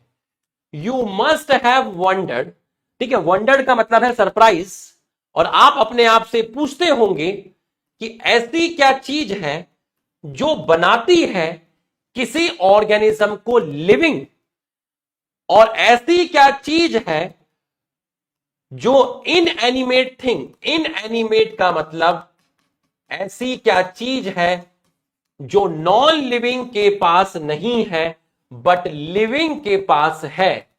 तो आंसर आपका आएगा कि सर वो एक बेसिक यूनिट है लाइफ की जिसको आप सेल बोलते हैं, जो सभी लिविंग ऑर्गेनिज्म में आपको मिलेगी। All organism are composed of cell, some are composed of single cell, single cell मतलब unicellular organism, while other composed of many cell, multicellular organism। ये आपका एनसीईआरटी का पहला पैराग्राफ है, ये है आपका क्वेश्चन नंबर 1 और ये है आपका क्वेश्चन नंबर 2। अब आप क्वेश्चन नंबर 1 का आंसर बताइए क्या होगा। क्वेश्चन नंबर 1 का आंसर बताइए। इनएनिमेट हैव सेल, गलत हो गया, इनएनिमेट में सेल नहीं होती। Inanimate do not have cell and inanimate means living, living नहीं नॉन लिविंग, गलत हो गया। Living thing has cell which is basic unit of life in most of the organism. तो भैया आंसर हो गया आपका living thing has cell which is basic unit of life in most of the organism, नहीं in all organism. ये भी गलत हो गया, आंसर जाएगा D, all are incorrect, all are incorrect, ठीक है। यहां से ये क्वेश्चन बन गया correct. Most of the organism composed of single cell, most of the organism composed of many cell, some are composed of single cell, कुछ ही हैं जो सिंगल सेल वाले हैं, ज्यादातर जो है वो कैसे हैं, मैनी सेल वाले हैं। All organism not composed of cell, all organism composed of cell, most organism made up of many cells, multicellular organism, example bacteria, bacteria unicellular होता है। फंजाई प्लांट एंड एनिमल कैसे हैं, मल्टीसेलुलर हैं। Answer जाएगा आपका option D, आपका जो answer जाएगा वो जाएगा ऑप्शन डी। और मजे की बात पता है क्या है, ये सारे क्वेश्चन आपको प्रिंटेबल फॉर्म में मिलने वाले हैं पीडीएफ के अंदर, ठीक है। ये सारे के सारे क्वेश्चंस आपको प्रिंटेबल फॉर्म में मिलने वाले हैं। ये देख लीजिए, ये 2 क्वेश्चन हमने किए, पहला और दूसरा। जितने क्वेश्चंस मैं आपको एनसीईआरटी बूस्टर के करवाऊंगा क्लास में, ये सब प्रिंटेबल फॉर्म में आपको मिलेंगे, आपको पीडीएफ मिलेगा, आपको प्रॉपर पीडीएफ मिलेगा। यूनिसेलुलर ऑर्गेनिज्म का इंडिपेंडेंट एग्जिस्टेंस है। इंडिपेंडेंट एग्जिस्टेंस क्यों है, क्योंकि वो परफॉर्म कर सकते हैं क्या, वो परफॉर्म कर सकते हैं essential function of life. Anything less than a complete structure of cell, मतलब सेल से कम, do not ensure independent living. इसलिए सेल एक फंडामेंटल स्ट्रक्चरल फंक्शनल यूनिट है ऑल लिविंग ऑर्गेनिज्म। फंडामेंटल का मतलब सर ने क्या बताया था, बेसिक। हमारा शरीर, हमारा स्ट्रक्चर किससे बना है, सेल से। हमारा शरीर काम किसकी वजह से कर रहा है, सेल की वजह से। ये है आपका क्वेश्चन नंबर 3। सारे नए क्वेश्चन हैं, लास्ट ईयर के क्वेश्चन नहीं है। लास्ट ईयर भी मैंने यकीन 2.0 पढ़ाया था, लास्ट ईयर भी मैंने यकीन 2.0 पढ़ाया था। सारे के सारे नए क्वेश्चन हैं। जो बच्चा यहां पर बैठा होगा, जो बच्चा यहां पर पुराना बैठा होगा, उसको पता होगा कि हां भाई सर सही बोल रहे हैं, ये सारे के सारे नए क्वेश्चन हैं। ये सारे के सारे आपके कैसे क्वेश्चन हैं, नए क्वेश्चन हैं, ठीक है, सारे के सारे आपके नए क्वेश्चंस हैं, ठीक है।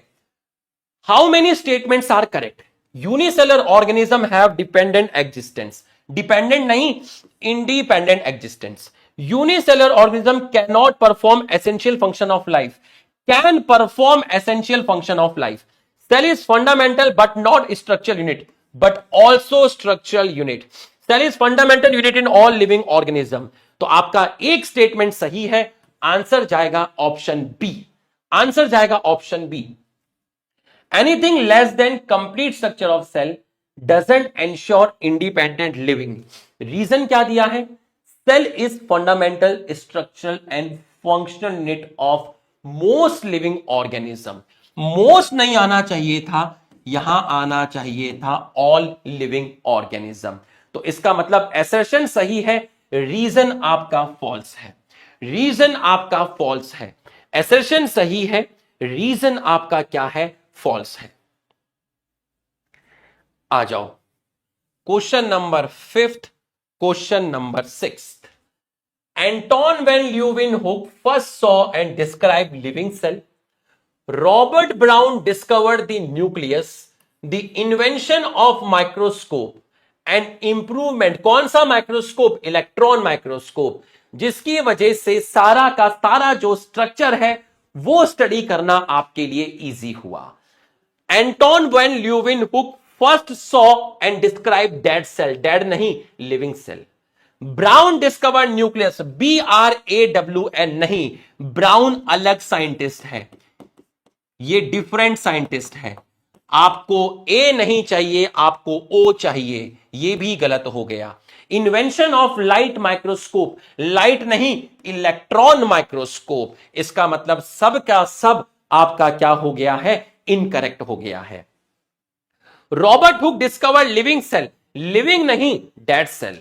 ही discovered dead cell having cytoplasm, नहीं, साइटोप्लाज्म उसके अंदर नहीं था। ही डिस्कवर्ड कॉक सेल इन एनिमल, एनिमल के अंदर नहीं, उन्होंने डिस्कवर्ड किया था प्लांट में। Cell was first discovered by Robert Hooke. Answer जाएगा ऑप्शन डी, ऑप्शन डी। तो बच्चों यहां तक की पढ़ाई, यहां तक की पढ़ाई अगर आपको अच्छे से समझ में आ गई है, यहां तक की पढ़ाई आपको अच्छे से समझ में आ गई है, तो आप एक बार हमारे सम्मान में यस लिख दीजिए। यहां तक की पढ़ाई अगर आपको समझ में आ गई है तो आप एक बार हमारे सम्मान में यस लिख दीजिए। यहां तक की पढ़ाई अगर आपको समझ में आ गई है तो आप एक बार हमारे सम्मान में यस लिख दीजिए। अगर यहां तक की पढ़ाई आपको समझ में आ गई है तो आप एक बार हमारे सम्मान में यस लिख दीजिए। तो यहां तक की पढ़ाई आपको समझ में आ गई है, बहुत बढ़िया। चलिए अब नेक्स्ट क्या है, आपका सेल थ्योरी है, फिर मैं वो इंट्रोडक्शन वाले पार्ट में आपको लेकर आऊंगा, ठीक है। तो यहां तक की पढ़ाई आपको समझ में आ गई, उसके ऊपर एनसीईआरटी बेस्ड हमने कर लिया है, ठीक है। चलिए ध्यान से देखिएगा, अब इसके बाद है आपका सेल थ्योरी, ठीक है। तो अब आप हेडिंग डालेंगे इसके बाद सेल थ्योरी, ठीक है, आप हेडिंग डालेंगे सेल थ्योरी, ठीक है, सेल थ्योरी। सेल थ्योरी क्या है, सबसे पहले पहला पॉइंट जो आएगा आपका, पहला point, cell theory formulated by, cell theory किसने दी, सेल थ्योरी फॉर्मुलेटेड बाय, दो साइंटिस्ट हैं जिन्होंने सेल थ्योरी दी। बच्चों दो साइंटिस्ट हैं जिन्होंने सेल थ्योरी दी। पहले साइंटिस्ट का नाम है आपका मैथियस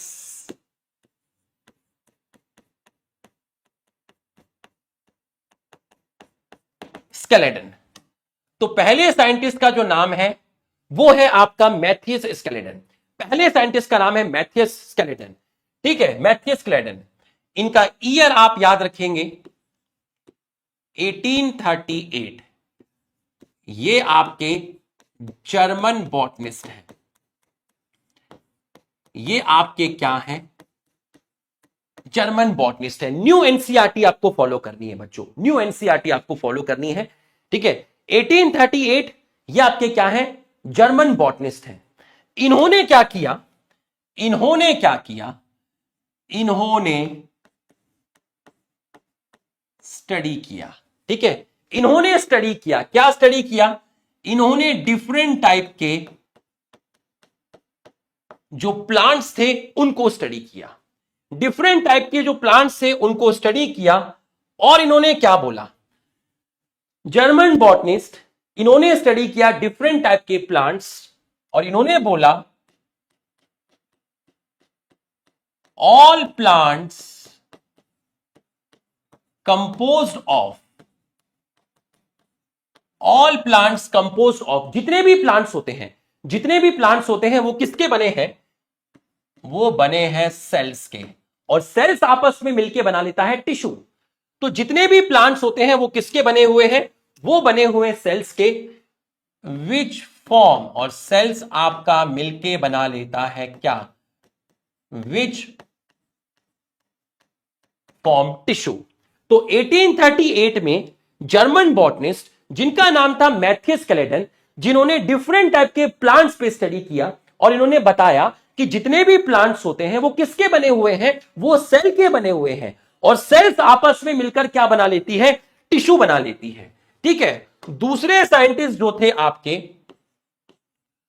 वो है आपके जो दूसरे साइंटिस्ट हैं आपके, वो है आपके थियोडोर श्वान, थियोडोर श्वान, ये दूसरे साइंटिस्ट हैं सेल थ्योरी के, ठीक है। यहां आप ईयर याद रखेंगे बच्चों 1839। अब न्यू एनसीईआरटी में चेंज हो गया है, अब ये ब्रिटिश नहीं रहे बेटा, ठीक है, ये जर्मन है। ये पहले भी जर्मन ही थे बट एनसीईआरटी में गलत था, जर्मन जूलॉजिस्ट, ठीक है, जर्मन जूलॉजिस्ट। इन्होंने क्या स्टडी किया, इन्होंने क्या स्टडी किया, ठीक है, इन्होंने क्या स्टडी किया, इन्होंने क्या स्टडी किया।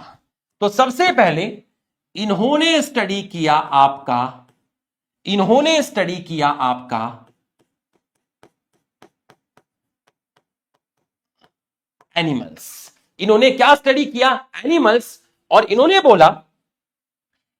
बोला कि जो एनिमल्स होते हैं वो कवर्ड होते हैं, किससे कवर्ड होते हैं, एनिमल्स कवर्ड होते हैं किससे, एक पतली सी लेयर से कवर्ड होते हैं।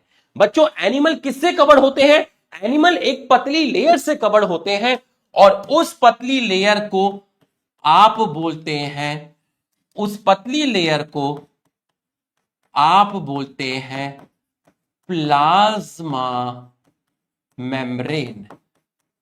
आप उस पतली लेयर को क्या बोलते हैं, आप उस पतली लेयर को बोलते हैं प्लाज्मा मेम्ब्रेन। तो इन्होंने एनिमल को स्टडी किया और ये बोला कि एनिमल के चारों तरफ, एनिमल के बाहर एक पतली लेयर होती है, उस पतली लेयर को आप बोलते हैं प्लाज्मा मेम्ब्रेन, क्योंकि एनिमल में बाहर सेल वॉल नहीं मिलती। तो एनिमल में बाहर जो पतली लेयर है बच्चों, उसको आप क्या बोलेंगे, उसको आप बोलेंगे plasma membrane. 1839 German zoology study किया एनिमल्स और इन्होंने बताया कि एनिमल किससे कवर होते हैं, एक थिन लेयर से, जिसको आप बोलते हैं प्लाज्मा मेम्ब्रेन। और इन्होंने क्या बोला, और इन्होंने बोला प्रेजेंस ऑफ, इन्होंने बोला कि जो प्लांट्स होते हैं उन प्लांट सेल में बाहर सेल वॉल का मिलना एक यूनिक कैरेक्टर है। भाई एनिमल में तो बाहर सेल वॉल नहीं मिलती, एनिमल में बाहर क्या मिलती है, एनिमल में बाहर प्लाज्मा मेम्ब्रेन मिलती है। तो इन्होंने बोला कि जो प्लांट सेल है उसमें बाहर सेल वॉल का मिलना एक यूनिक कैरेक्टर होता है, एक यूनिक कैरेक्टर होता है। तो प्रेजेंस ऑफ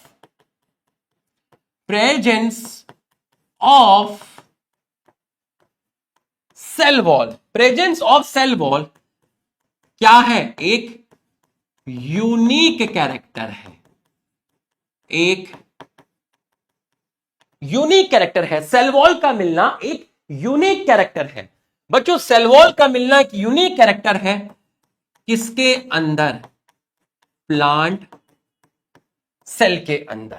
प्लांट सेल के अंदर सेल वॉल का मिलना एक यूनिक कैरेक्टर है। जितने भी एनिमल्स हैं उनके बाहर एक पतली सी लेयर होती है, उस पतली लेयर को आप प्लाज्मा मेम्ब्रेन बोलते हैं, और प्लांट सेल में बाहर सेल वॉल मिलेगी, और ये एक यूनिक कैरेक्टर होता है। इसके अलावा श्वान ने एक हाइपोथेसिस दी। हाइपोथेसिस का मतलब होता है एक स्टेटमेंट दिया, इसको प्रूफ नहीं किया, एक स्टेटमेंट दिया। आप किसी चीज को बोल के चले जाओ बट उसको प्रूफ मत करो। हाइपोथेसिस दी। क्या हाइपोथेसिस दी? इन्होंने हाइपोथेसिस दी कि जो प्लांट्स होते हैं और जो एनिमल होते हैं, प्लांट्स एंड एनिमल किसके बने हुए हैं? Composed of cell and its product. Cell and its product. जो प्लांट्स और एनिमल होते हैं वो सेल और सेल के प्रोडक्ट्स के बने हुए हैं। उनमें टिश्यू भी होते हैं, उनमें ऑर्गन भी होते हैं। तो हाइपोथेसिस दिया कि प्लांट्स और एनिमल सेल के बने हुए हैं। प्लांट सेल में सेल वॉल का मिलना एक यूनिक कैरेक्टर है। एनिमल में बाहर एक पतली सी लेयर होती है जिसको आप प्लाज्मा मेम्ब्रेन बोलते हैं, क्योंकि एनिमल में बाहर की लेयर सेल वॉल नहीं होती, क्योंकि एनिमल के अंदर सेल वॉल आपकी एब्सेंट होती है। ये चीज इन्होंने दी। तो ये है आपके सेल थ्योरी के पॉइंट्स जो किन्होंने दिए, स्केलेटन एंड श्वान ने। स्केलेटन ने कहा जितने भी प्लांट्स हैं वो सेल के बने हुए हैं और सेल्स मिलकर टिश्यू बना लेती है। श्वान ने कहा कि एनिमल्स के सराउंडिंग में एक पतली लेयर मिलती है जिसको आप प्लाज्मा मेम्ब्रेन बोलते हैं, और सेल वॉल का मिलना एक यूनिक कैरेक्टर होता है किसके अंदर? प्लांट सेल के अंदर। और एक हाइपोथेसिस दिया कि जो प्लांट्स और एनिमल होते हैं वो किससे बने हुए हैं? सेल्स और उनके प्रोडक्ट से बने हुए हैं। तो इसका कुछ ड्रॉबैक था। सेल थ्योरी का एक ड्रॉबैक था। अगर मैं आपसे कहूं कि सेल थ्योरी का ड्रॉबैक क्या था, ये नहीं बता पाए कि कोई भी न्यू सेल्स कहां से आती है। भाई मेरे पास न्यू सेल है, ठीक है, ये मेरे पास न्यू सेल आई, ये न्यू सेल कहां से आई? सेल कहां से आई? ये नई सेल्स। कोई भी नई सेल्स कहां से आती है? किसी भी ऑर्गेनिज्म में नई नई सेल्स फॉर्म्ड हो रही हैं, कहां से फॉर्म्ड हो रही हैं? किसी भी ऑर्गेनिज्म में नई नई सेल्स फॉर्म्ड हो रही हैं, कहां से हो रही हैं? बच्चों अभी फर्स्ट क्लास है, अभी ज्यादा जज नहीं करना, एकदम बेसिक पढ़ रहे हैं। धीरे धीरे चैप्टर के अंदर घुसेंगे। आप जब यूकैरियोट्स पढ़ोगे, माइटोकॉन्ड्रिया, गोल्गी बॉडी, अभी एक इजी चीज पढ़ रहे हैं, ज्यादा थ्योरेटिकल चीजें हैं, ठीक है, अभी हम उसको पढ़ रहे हैं। जैसे पढ़ा रहा हूं बिल्कुल वैसे पढ़ना, इसी तरीके से पढ़ना, बिल्कुल दिमाग नहीं लगाना। जहां एक्स्ट्रा पढ़ना होगा वहां एक्स्ट्रा पढ़ेंगे। पूरा पेपर एनसीईआरटी से आया है, एक एक क्वेश्चन एनसीईआरटी से आया है, इसलिए अननेसेसरी माहौल नहीं बनाना, रियलिटी में बिलीव करना। जहां एक्स्ट्रा बताने की जरूरत होगी वहां एक्स्ट्रा बताएंगे। पूरा का पूरा पेपर एनसीईआरटी से आया है, पूरा का पूरा पेपर बॉटनी का एनसीईआरटी से आया है। एक क्वेश्चन बाहर से नहीं आया, एक क्वेश्चन बाहर से नहीं आया। माहौल बनाने में और धरातल में, रियलिटी में चीजों को एक्सेप्ट करने में फर्क होता है। पेपर में क्वेश्चंस के पूछने के तरीके बदले हैं, लेकिन पेपर बॉटनी का पूरा एनसीईआरटी से है। इसलिए जहां एक्स्ट्रा पढ़ने की जरूरत होगी मैं आपको पढ़ाऊंगा, एक्स्ट्रा पॉइंट डब्बे में बंद करके दूंगा। बताने को मैं यहां तक आपको 20 एक्स्ट्रा पॉइंट बता सकता हूं कि भैया जो सेल की डिस्कवरी हुई थी, है ना, सेल की जब खोज हुई थी तो ऐसा लगता था कि हनी कॉम लाइक स्ट्रक्चर है। सेल जो होता है वो एक लैटिन वर्ड से आया था जिस वर्ड का नाम होता है सेलुला। सेलुला का मतलब होता है कंपार्टमेंट, कंपार्टमेंट मतलब चैम्बर। तो वहां पर मधुमक्खी के छत्ते जैसा कुछ स्ट्रक्चर दिखा गया था, 1665 में देखा गया था। सेल की डिस्कवरी एक किताब में पब्लिश हुई थी, किताब का नाम है रॉबर्ट हुक। कोई मतलब नहीं है, जितना बोला इसमें से एक क्वेश्चन नहीं आएगा। बस लिखने से तुम्हें ऐसा लगेगा कि अरे यार सर ने एक्स्ट्रा पढ़ाया, मजा आया। कोई मतलब नहीं है, अपनी हत्या खुद कर रहे हो। अगर एक टॉपिक में इतना एक्स्ट्रा बोल दिया तो जब 11वीं और 12वीं का सिलेबस होगा तो तुम्हें एक्स्ट्रा ही याद रहेगा। जो काम का एनसीईआरटी है ना पूरा का पूरा, वो याद नहीं रहेगा। तो जहां बताना है एक्स्ट्रा वहां बताया जाएगा। वहां बताया जाएगा। ड्रॉबैक क्या था, ये नहीं बता पाए कि कोई भी नई सेल्स कैसे बनती है, how new sales were formed. तो इन्होंने एक्सप्लेन नहीं किया। इन्होंने क्या एक्सप्लेन नहीं किया?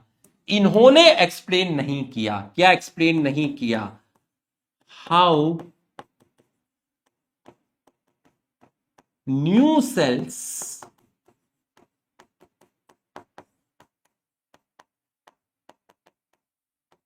Were formed. कोई भी नई सेल्स का फॉर्मेशन कैसे होता है, कोई भी नई सेल्स का फॉर्मेशन कैसे होता है, ये एक्सप्लेन नहीं कर पाए। How new sales were formed. लेकिन घबराने है, कैसे न्यू सेल्स कैसे फॉर्म्ड होती है, इसको एक्सप्लेन किया। किन्होंने एक्सप्लेन किया? बताओ जरा, किन्होंने एक्सप्लेन किया? इसको एक्सप्लेन किया एक साइंटिस्ट ने जिनका नाम है रडल्फ वर्चू। इन्होंने एक्सप्लेन किया कब? 1855 में। तो इसका मतलब सेल थ्योरी को, अगर कोई आपसे पूछे कि सेल थ्योरी को फाइनल शेप किसने दिया, सेल थ्योरी को फाइनल शेप किसने दिया, तो भाई सेल थ्योरी को जो फाइनल शेप दिया था वो रडल्फ वर्चो ने दिया था। तो अगर कोई आपसे पूछे कि final shape to cell theory, final shape to cell theory, cell theory को फाइनल शेप किसने दिया, सेल थ्योरी को फाइनल शेप किसने दिया, सेल थ्योरी को फाइनल शेप रडल्फ वर्चो ने दिया। ये वाला जो पॉइंट था कि कोई भी नई सेल्स कैसे फॉर्म्ड होती है, किसी भी नई सेल्स का फॉर्मेशन कैसे होता है, इसको स्केलेटन एंड श्वान एक्सप्लेन नहीं कर पाए। इस पॉइंट को एक्सप्लेन किया रडल्फ वर्चो ने 1855 में। इसका मतलब सेल थ्योरी को फाइनल शेप दिया रडल्फ वर्चो ने, और इनके दो स्टेटमेंट थे। पहला था इनका ओमनिस सेलुला ई सेलुला। बच्चों कोई आपसे पूछे कि ये कौन सी लैंग्वेज लिखी हुई है, ओमनिस सेलुला ई सेलुला, तो आप याद रखिए ये लेटिन वर्ड है। ये कौन से वर्ड लिखे हैं? लेटिन वर्ड लिखे हैं।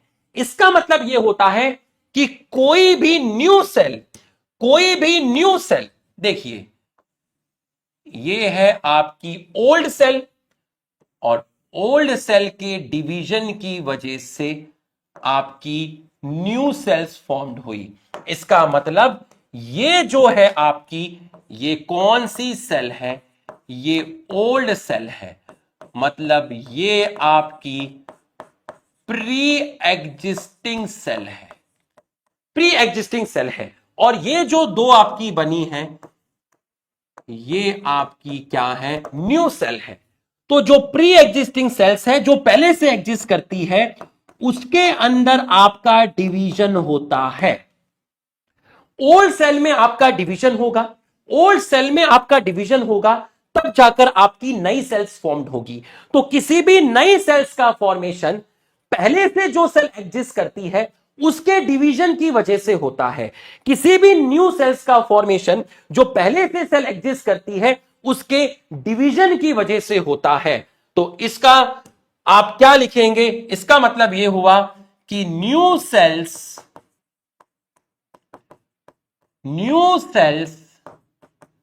are formed by, new cells are formed by division of, किसके डिवीजन से? जो पहले से सेल थी, ओल्ड सेल थी, प्री एग्जिस्टिंग सेल थी, division of pre existing cell. यह है पहला पॉइंट। और दूसरा पॉइंट क्या है? दूसरा पॉइंट है, इन्हीं का ही पॉइंट चुरा लिया था, यहां लिखा है प्लांट्स एंड एनिमल, इन्होंने बोल दिया ऑल लिविंग ऑर्गेनिज्म। जितने भी लिविंग ऑर्गेनिज्म होते हैं, जितने भी लिविंग ऑर्गेनिज्म होते हैं, यहां क्या लिखा है? प्लांट्स और एनिमल। अब प्लांट्स और एनिमल की जगह लिख दिया all living organism. All living organism same चीज, कंपोज्ड ऑफ कंपोज्ड ऑफ, किसके बने हैं? Cell and its product. ये रहे इनके पॉइंट। पहला, कोई भी नई सेल्स का फॉर्मेशन ओल्ड सेल के डिवीजन की वजह से होता है, और जितने भी लिविंग ऑर्गेनिज्म हैं वो आपके किसके बने हुए हैं? सेल के बने हुए हैं।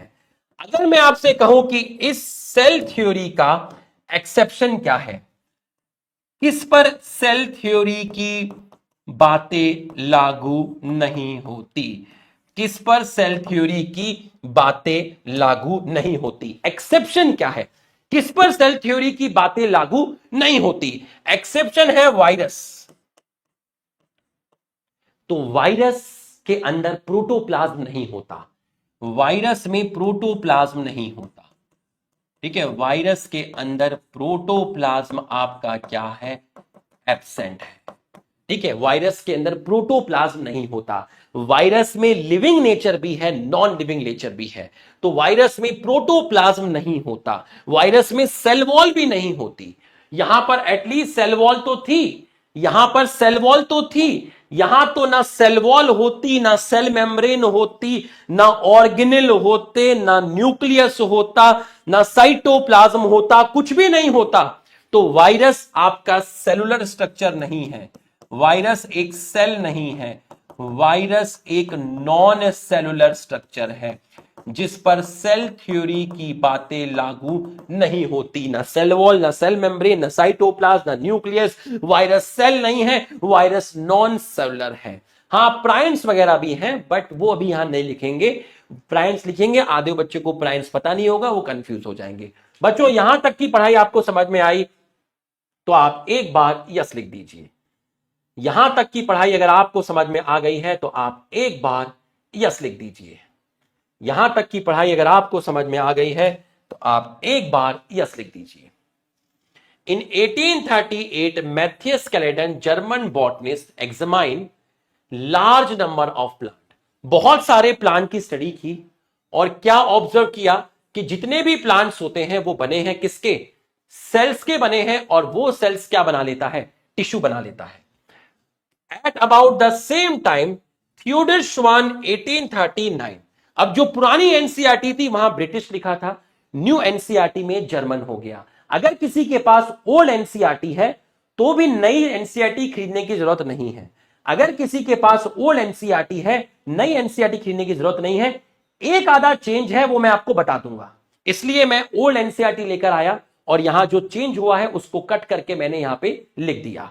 ठीक है, जर्मन जूलॉजिस्ट, यहां ब्रिटिश था अब जर्मन हो गया, जिन्होंने स्टडी किया different type of animal cell, और क्या बताया कि एक थिन आउटर लेयर होती है जिसको आप क्या कहते हैं? प्लाज्मा मेम्ब्रेन कहते हैं।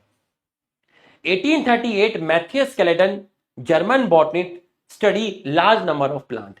1838 Matthias Schleiden German botanist study large number of plant. ये आपका सही है पहला statement. According to the skeleton all animal compose of different kind of cells. Skeleton नहीं, श्वान।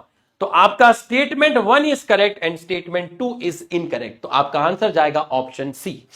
श्वान German zoologist study animal cell. Cell had thick outer layer called plasma membrane. Thick नहीं, thin. He also studied plant tissue and said presence of cell wall is unique character of animal नहीं, plant. Skeleton proposed hypothesis, skeleton नहीं, skeleton की जगह श्वान। तो ये गलत, ये गलत, ये गलत, ये आपका सही हो गया। तो आपका आंसर जाएगा option A. He also concluded based on his study on plant tissue. क्या बोला था? सेल वॉल का मिलना एक यूनिक कैरेक्टर है, किसका? प्लांट सेल का। On the basis of this, Schwann proposed the hypothesis that body of animal and plant composed of cell and product of cell. Skeledon and Schwann together formulated cell theory. This theory did not explain how new cells were formed. Rudolf Virchow 1855 examined that cell divided and new cells are formed from pre-existing cells omnicellula ecellula.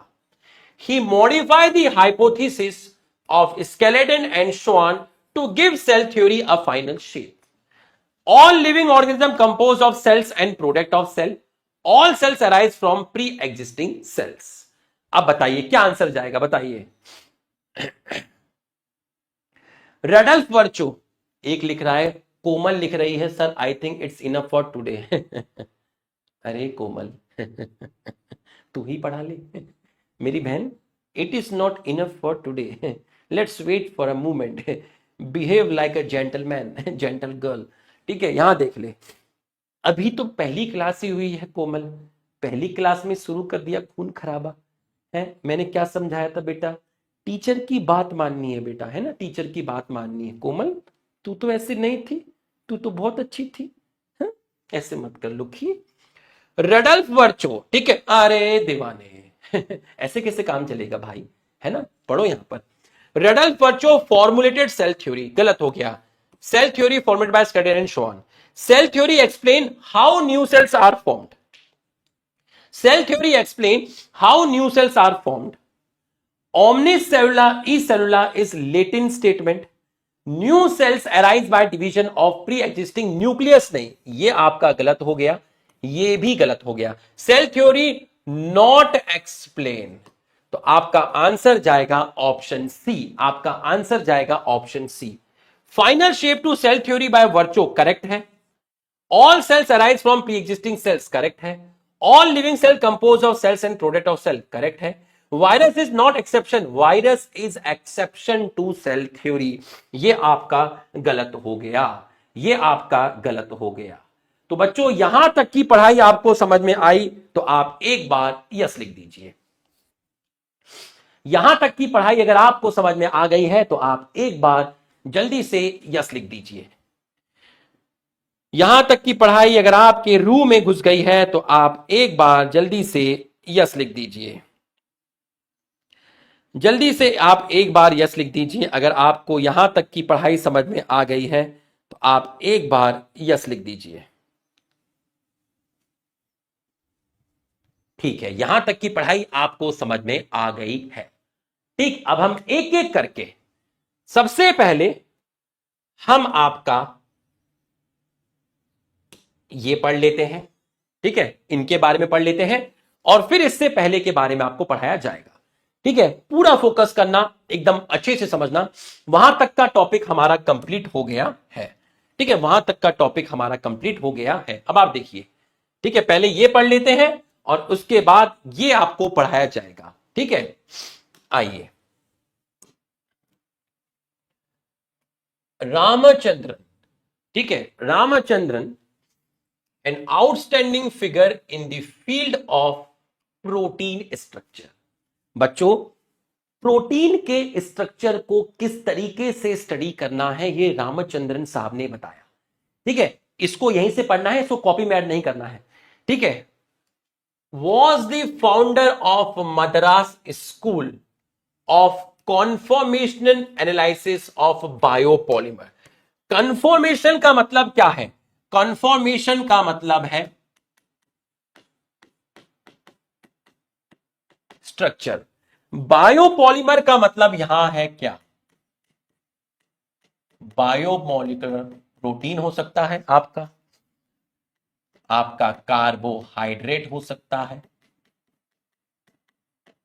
Nucleic acid and all. ठीक है, biopolymers, polymers क्या होते हैं? जो छोटी छोटी monomeric unit से बने होते हैं। बायो का मतलब क्या हुआ? लिविंग, तो बायो का मतलब है यहां लिविंग। तो भाई कार्बोहाइड्रेट, प्रोटीन, ये टेबल लिविंग। तो बायोपॉलीमर प्रोटीन। तो इन्होंने प्रोटीन का कॉन्फॉर्मेशनल एनालिसिस, प्रोटीन के स्ट्रक्चर की स्टडी की, प्रोटीन के स्ट्रक्चर को इन्होंने एक्सप्लेन किया।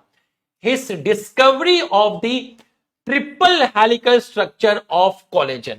बच्चों कोलेजन क्या है? कोलेजन एनिमल के अंदर प्रोटीन मिलता है, बोन के अंदर भी मिलता है प्रोटीन, स्किन में भी मिलता है। कोलेजन आपका क्या है? मोस्ट एबेंडेंट प्रोटीन है। किसके अंदर मिला? आपका एनिमल के अंदर मिला। और क्या लिखा हुआ है? Triple helical structure. Triple helical structure का मतलब है इस प्रोटीन में 3 चेन मिलती है। किनकी चेन मिलती है? अमीनो एसिड की चेन मिलती है। अमीनो एसिड की चेन मिलती है। अमीनो एसिड की चेन को आप बोलते हैं पॉलीपेप्टाइड। इसको आप बोलते हैं पॉलीपेप्टाइड। तो बच्चों, कोलेजन एक प्रोटीन है जो किससे बना हुआ है? अमीनो एसिड की चेन से बना हुआ है। कितनी अमीनो एसिड्स की चेन है? 3 चेन है अमीनो एसिड्स की। इसको बोलते हैं triple helical, triple helical structure. Collagen इसको पब्लिश किया था किसमें? नेचर में। नेचर एक जर्नल है। आपने चोरी की, आप दुकान में पकड़े गए, बेसन चुराते हुए पकड़े गए, तो हो सकता है आपका फोटो, आपकी खबर अमर उजाला में आ जाए, या टाइम्स ऑफ इंडिया में तो नहीं आएगी। तो जो भी काम किया जाता है वो किसी ना किसी जर्नल में पब्लिश होता है। ये जर्नल बहुत बड़ा जर्नल है। इस जर्नल के अंदर इस डिस्कवरी को पब्लिश किया गया। कब? इन 1954। His analysis of the allow conformation of protein through the use of Ramachandran plot. Ramachandran plot एक ऐसा प्लॉट है जिसके अंदर आप 2 टाइप के एंगल यूज करते हैं। ठीक है, जिसके अंदर आप 2 टाइप के एंगल यूज करते हैं, एक फाई और एक साई।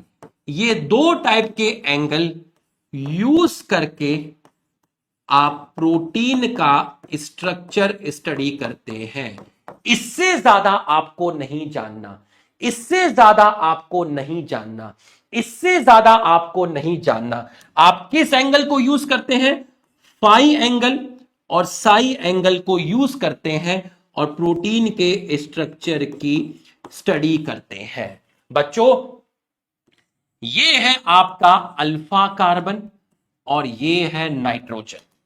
तो यहां पर इस बॉन्ड पर जो एंगल बनता है, अल्फा कार्बन और नाइट्रोजन, इस बॉन्ड पर जो एंगल बनता है उसको फाई बोलते हैं।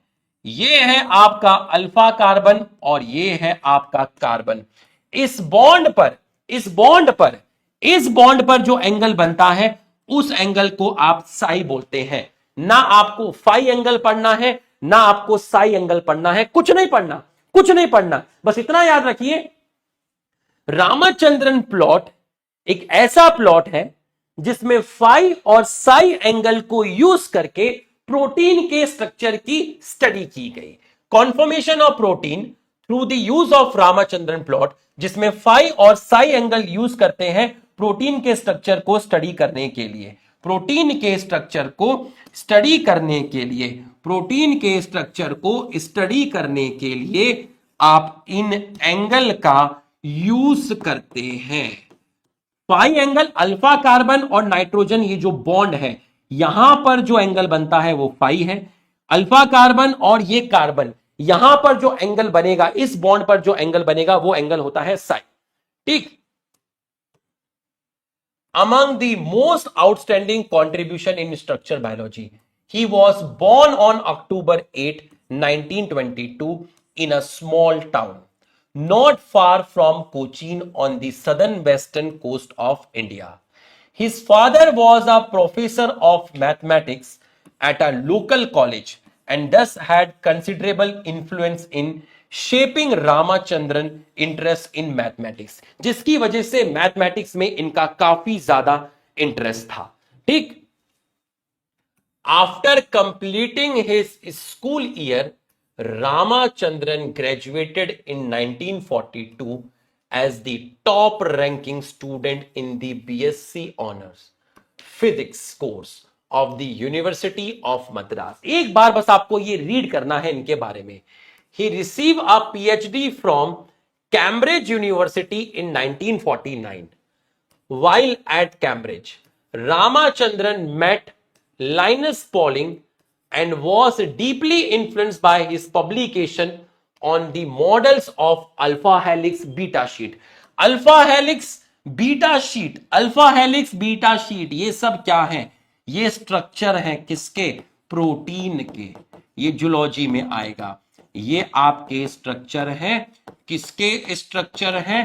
प्रोटीन के स्ट्रक्चर है। ठीक है। That direct attention to solving the structure of collagen. Collagen क्या बताया था? कोलेजन आपका क्या था? प्रोटीन था। He passed away at the age of 78 on April 7, 2001। तो एक पार्ट हमारा खत्म हो गया, साइंटिस्ट वाला पार्ट। अब इंट्रोडक्शन वाला पार्ट आपका बचा है, वो भी करा देता हूं। यहां तक की पढ़ाई आपको समझ में आई तो आप एक बार यस लिख दीजिए। यहां तक की पढ़ाई अगर आपको समझ में आई है तो आप एक बार यस लिख दीजिए। एक बार आप यस लिख दीजिए। यहां से क्वेश्चन आया था नीट में इस साल। यहां से आपका इस साल क्वेश्चन आया था नीट 2025। तो कोई भी चीज आपको नहीं छोड़नी है, समरी पमरी जो भी है आगे पीछे सब चार्ट देना है, सबका सब चार्ट देना है, कहीं पर कोई भी चीज आपको नहीं छोड़नी है। ठीक। और अगर आपको लेक्चर पसंद आ रहा है तो आप इस लेक्चर को लाइक करके हमारा सम्मान और ज्यादा बढ़ा सकते हैं। और एक रिक्वेस्ट और करूंगा, जब ये लेक्चर आपका खत्म होगा, ऐप में जाएगा, तो एक कमेंट करके ऑनेस्ट फीडबैक दीजिएगा आपको क्लास कैसी लगी। मैं बहुत स्लो लेके चलता हूं और एकदम बेसिक से आपको उठाया है, एकदम बेसिक से आपको पढ़ाया है, आपको सारे क्वेश्चंस भी साथ साथ कराए हैं एनसीईआरटी के ऊपर बेस। इसका पीडीएफ भी आपको मिल जाएगा प्रिंटेबल फॉर्म में। ठीक है, पूरा का पूरा प्रिंटेबल फॉर्म में मिल जाएगा और साथ में आपको टेस्ट भी मिलेगा, वो टेस्ट भी आपको लिखना है। ठीक है, अब आप ध्यान से समझिएगा, ध्यान से समझिएगा, ध्यान से आप चीजों को समझिएगा। ठीक है, ध्यान समझिएगा बच्चों। इन्होंने ये कहा, इसका मतलब क्या है? रिडक्शनिस्ट बायोलॉजिस्ट का मतलब क्या है? ठीक है, रिडक्शनिस्ट बायोलॉजिस्ट का मतलब आपका क्या है? Physico chemical approach to study and understand living organism. अभी यहां से पढ़ेंगे, यहां से पढ़ेंगे पूरा का पूरा बच्चों। फिजिको का मतलब यहां पर क्या है? फिजिको का मतलब है फिजिक्स। केमिको का मतलब यहां पर आप केमिस्ट्री से ले लीजिए। लिविंग ऑर्गेनिज्म, कोई भी लिविंग ऑर्गेनिज्म, कोई बायोलॉजिकल ऑर्गेनिज्म, कोई भी लिविंग ऑर्गेनिज्म, आप प्लांट ले लीजिए, बैक्टीरिया ले लीजिए, आप प्लांट ले लीजिए, आप एनिमल ले लीजिए, कोई भी ले लीजिए, कोई भी ले लीजिए। अगर आपको किसी ऑर्गेनिज्म की स्टडी करनी है, आपको ऑर्गन सिस्टम स्टडी करना है, आपको किसी ऑर्गेनिज्म में, किसी एनिमल में ऑर्गन सिस्टम स्टडी करना है, तो ये कहता है कि आप उसको स्टडी करने के लिए जो सबसे बेसिक चीज है सेल, आप उसको छोटे छोटे पार्ट्स में डिवाइड कर दो, छोटे छोटे टास्क में डिवाइड कर दो। अगर आपको ऑर्गन सिस्टम स्टडी करना है, डाइजेस्टिव सिस्टम, तो आप स्टमक को पहले स्टडी करो, स्मॉल इंटेस्टाइन को अलग स्टडी करो, लार्ज इंटेस्टाइन को अलग स्टडी करो। और स्टमक को अगर आपको स्टडी करना है तो ये किससे बना है, इनके जो टिश्यू हो पहले उनको स्टडी करो। अगर आप उनके टिश्यू को स्टडी करना चाहते हैं तो पहले उन सेल्स का पता लगाओ जिनसे वो सेल्स बनी है। इसका मतलब आप जो काम कर रहे हो, बड़ा काम, आप सीधा बड़ा काम कर रहे हो, आप उसको छोटे छोटे काम में डिवाइड कर दो। अगर आपको किसी ऑर्गन सिस्टम को स्टडी करना है तो आप ये पता लगाइए कि वो किस ऑर्गन से बना है, वो ऑर्गन किस टिश्यू से बना है, वो टिश्यू किस सेल से बना है। एकदम एटम लेवल पर, मॉलिक्यूल लेवल पर, एलिमेंट लेवल पर आपको स्टडी करना है।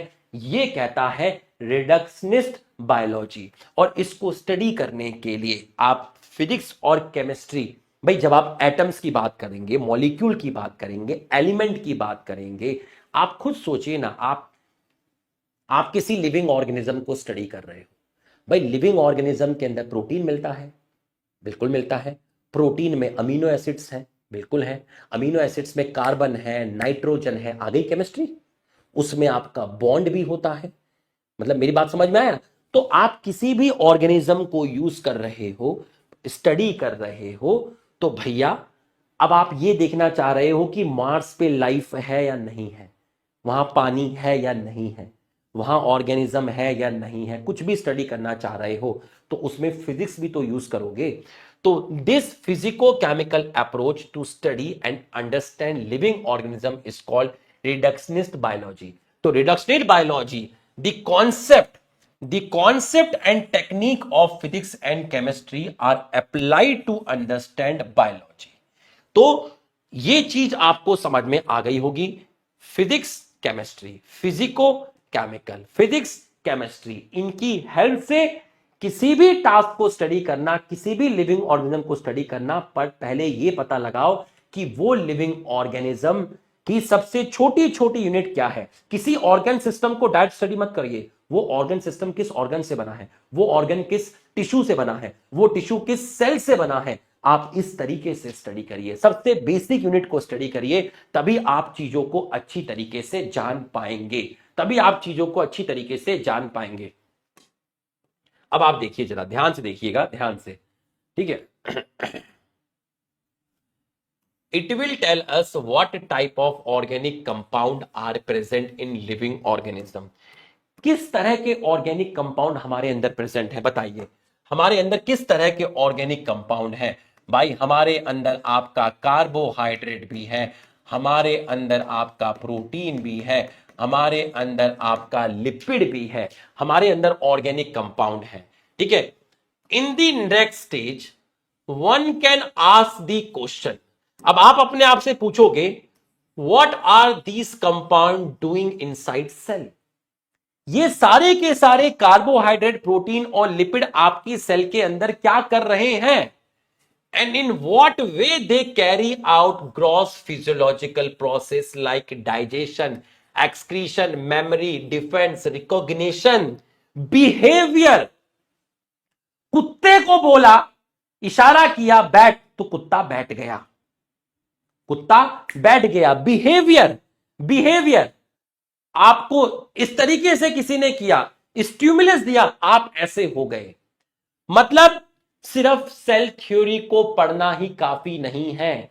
सेल थ्योरी अगर आपको यह कहती है कि लिविंग ऑर्गेनिज्म सेल के बने हुए हैं, तो काफी सारी मिस्ट्री है, काफी सारे जवाब हैं जो हमें सोचने पे मजबूर करते हैं कि हमारे अंदर इतने complex system, nervous system, digestive system, excretory system, circulatory system, ये सब किस तरीके से काम कर रहे हैं कोऑर्डिनेशन में, हमारी फिजियोलॉजी किस तरीके से काम कर रही है, इतने सारे सिस्टम हमारे शरीर में आपस में किस तरीके से कोऑर्डिनेट कर रहे हैं। सिर्फ ये कह देना कि सारे लिविंग ऑर्गेनिज्म सेल के बने हैं, सिर्फ ये कह देना कि सारे लिविंग ऑर्गेनिज्म सेल के बने हैं, सिर्फ ये कह देना, सिर्फ ये कह देना, सिर्फ ये कह देना, ठीक है, सिर्फ ये कह देना, सिर्फ ये कह देना। Cell theory also created a sense of mystery around living phenomena, physiological and behaviour process. This mystery was the requirement of integrity of cellular organization for living phenomena to be demonstrated or observed। सिर्फ cell theory को पढ़ लेना और इस चीज को समझ लेना कि जितने भी लिविंग ऑर्गेनिज्म है वो सेल के बने हैं, नहीं, बहुत सारी चीजें हैं जो सेल थ्योरी से पता नहीं चलती। हमारे अंदर इतने डिफरेंट टाइप के सिस्टम काम कर रहे हैं, किस तरीके से काम कर रहे हैं, इतना कॉम्प्लेक्स सिस्टम किस तरीके से काम करता है, बिहेवियर, एकदम से स्टिमुलस आना, रिस्पॉन्ड करना, ऐसे बहुत सारे, ठीक है। आपका फिजियोलॉजिकल प्रोसेस भी हो गया और आपका बिहेवियर भी हो गया, फिजियोलॉजिकल भी हो गया, बिहेवियर भी हो गया, जहां पर आपकी मिस्ट्री घूमती है कि ये किस तरीके से आपके काम करते हैं, किस तरीके से एक्सक्रीशन होता है, मेमोरी, डिफेंस, हम अपना बचाव कैसे करते हैं, हम किसी को पहचानते कैसे हैं, सेकंड क्लास की बातें हम अभी तक कैसे याद हैं, ये सारी की सारी चीजें किस तरीके से काम होती हैं। In other words we answer the question what is the molecular basis of all physiological process। हम जितने भी फिजियोलॉजिकल प्रोसेस कर रहे हैं इनका मॉलिक्यूलर एस्पेक्ट क्या है, कौन सा मॉलिक्यूल है, कौन इनको कंट्रोल कर रहा है।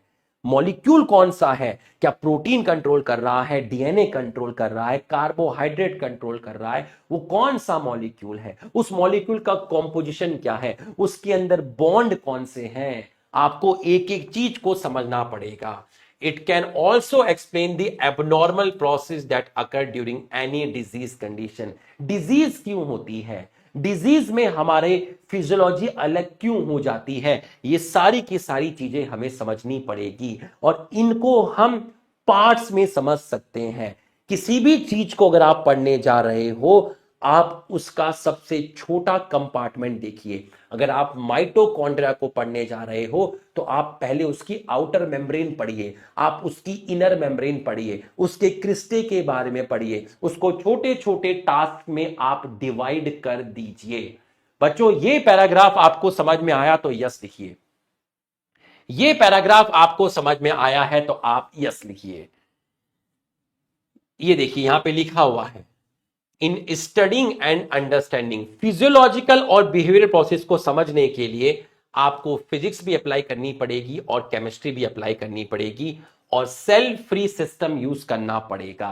मतलब आपको टेस्ट ट्यूब के अंदर स्टडी करनी पड़ेगी, टेस्ट ट्यूब के अंदर एक एक चीज को स्टडी करना पड़ेगा, टेस्ट ट्यूब के अंदर एक एक चीज को आपको स्टडी करना पड़ेगा, एक एक चीज को आपको स्टडी करना पड़ेगा, एक एक चीज को आपको स्टडी करना पड़ेगा, एक एक चीज को आपको स्टडी करना पड़ेगा।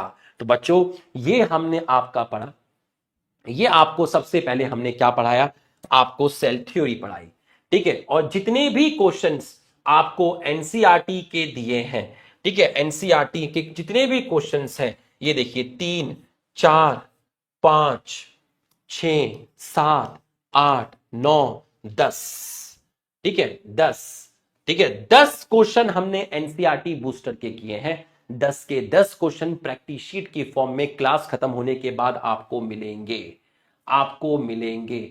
और जितना आपने पढ़ा, जितना आपने पढ़ा उस बेसिस पर आप, ये आपका टेस्ट पेपर होगा जो आपको मिलेगा, ठीक है, जो आपको मिलेगा, ये आपका टेस्ट पेपर होगा जो आपको मिलेगा। ये भी आपको सॉल्व करना है, ये भी आपको सॉल्व करना है। ये देखिए पीडीएफ की फॉर्म में मिलेगा आपको, क्लास टेस्ट 1 यकीन नीट 2.0 2026, ये भी आपको मिलेगा। तो बच्चों हमने आपका क्या क्या पढ़ा, हमने आपका क्या क्या पढ़ा, हमने आपका क्या क्या पढ़ा। ये देखिए सेल एक फंडामेंटल बेसिक यूनिट है, जिससे हमारे शरीर का जो स्ट्रक्चर है उसकी सबसे बेसिक यूनिट सेल है। हमारा शरीर काम कर रहा है, फंक्शन कर रहा है, उसकी बेसिक यूनिट क्या है, सेल है। सेल को सबसे पहले डिस्कवर किया था रॉबर्ट हुक ने, उस सेल का नाम था कॉर्क। कॉर्क एक प्लांट सेल है, ये डेड है क्योंकि इसमें प्रोटोप्लाज्म एब्सेंट होता है। प्रोटोप्लाज्म क्या होता है, न्यूक्लियस प्लस साइटोप्लाज्म। अगर आप न्यूक्लियस साइटोप्लाज्म के साथ सेल मेम्ब्रेन भी जोड़ देंगे तो आपका प्रोटोप्लास्ट आ जाएगा, ठीक है। प्रोटोप्लास्ट में क्या नहीं आया, सेल वॉल नहीं आया, सेल विदाउट सेल वॉल। सबसे पहले लिविंग सेल डिस्कवर किया था एंटोन ल्यूविनहुक ने, बैक्टीरिया डिस्कवर किया था। न्यूक्लियस रॉबर्ट ब्राउन ने डिस्कवर किया था ऑर्चिड प्लांट में। इलेक्ट्रॉन माइक्रोस्कोप की डिस्कवरी के बाद सेल की स्टडी करना आपका कैसे हो गया, सेल की स्टडी करना आपका इजी हो गया। इनएनिमेट का मतलब है non living thing, table chair जिनमें सेल्स एब्सेंट होती है। एनिमेट का मतलब है लिविंग, इनमें सेल्स आपकी प्रेजेंट होती है। जितने भी लिविंग ऑर्गेनिज्म होते हैं वो आपके सेल के बने होते हैं। यूनिसेलुलर एंड मल्टी सेलुलर, एक सेल वाला एक से ज्यादा सेल इसके अंदर होती है, ठीक है। यूनिसेलुलर सारे के सारे फंक्शन परफॉर्म कर रहा है, ये भी परफॉर्म कर सकता है। एक सिंगल सेल वाला भी ये सारे फंक्शन परफॉर्म कर रहा है, इसलिए यूनिसेलुलर ऑर्गेनिज्म का इंडिपेंडेंट एग्जिस्टेंस होता है। तो एक सेल से कम कुछ नहीं होता, anything less than single cell independent existence नहीं होगा, ठीक। सेल थ्योरी स्केलेटन एंड श्वान ने फॉर्मुलेट की थी, ठीक है। इन्होंने बताया जितने भी प्लांट्स होते हैं, डिफरेंट प्लांट्स, वो आपके सेल्स के बने हैं और सेल्स आपका टिश्यू बनाता है। German zoologist Theodore Schwann 1839, animal cell cover होती है एक पतली सी लेयर जिसको आप प्लाज्मा मेम्ब्रेन बोलते हैं। सेल वॉल का मिलना एक यूनिक कैरेक्टर है प्लांट सेल के अंदर। जो भी प्लांट्स और एनिमल होते हैं वो सेल के बने हैं और सेल के प्रोडक्ट के बने हैं। ये एक्सप्लेन नहीं कर पाए कि नई सेल्स किससे फॉर्म होती है, इसको एक्सप्लेन किया था रडल्फ वर्चो ने 1855 में। इसका मतलब सेल थ्योरी को फाइनल शेप इन्होंने दिया।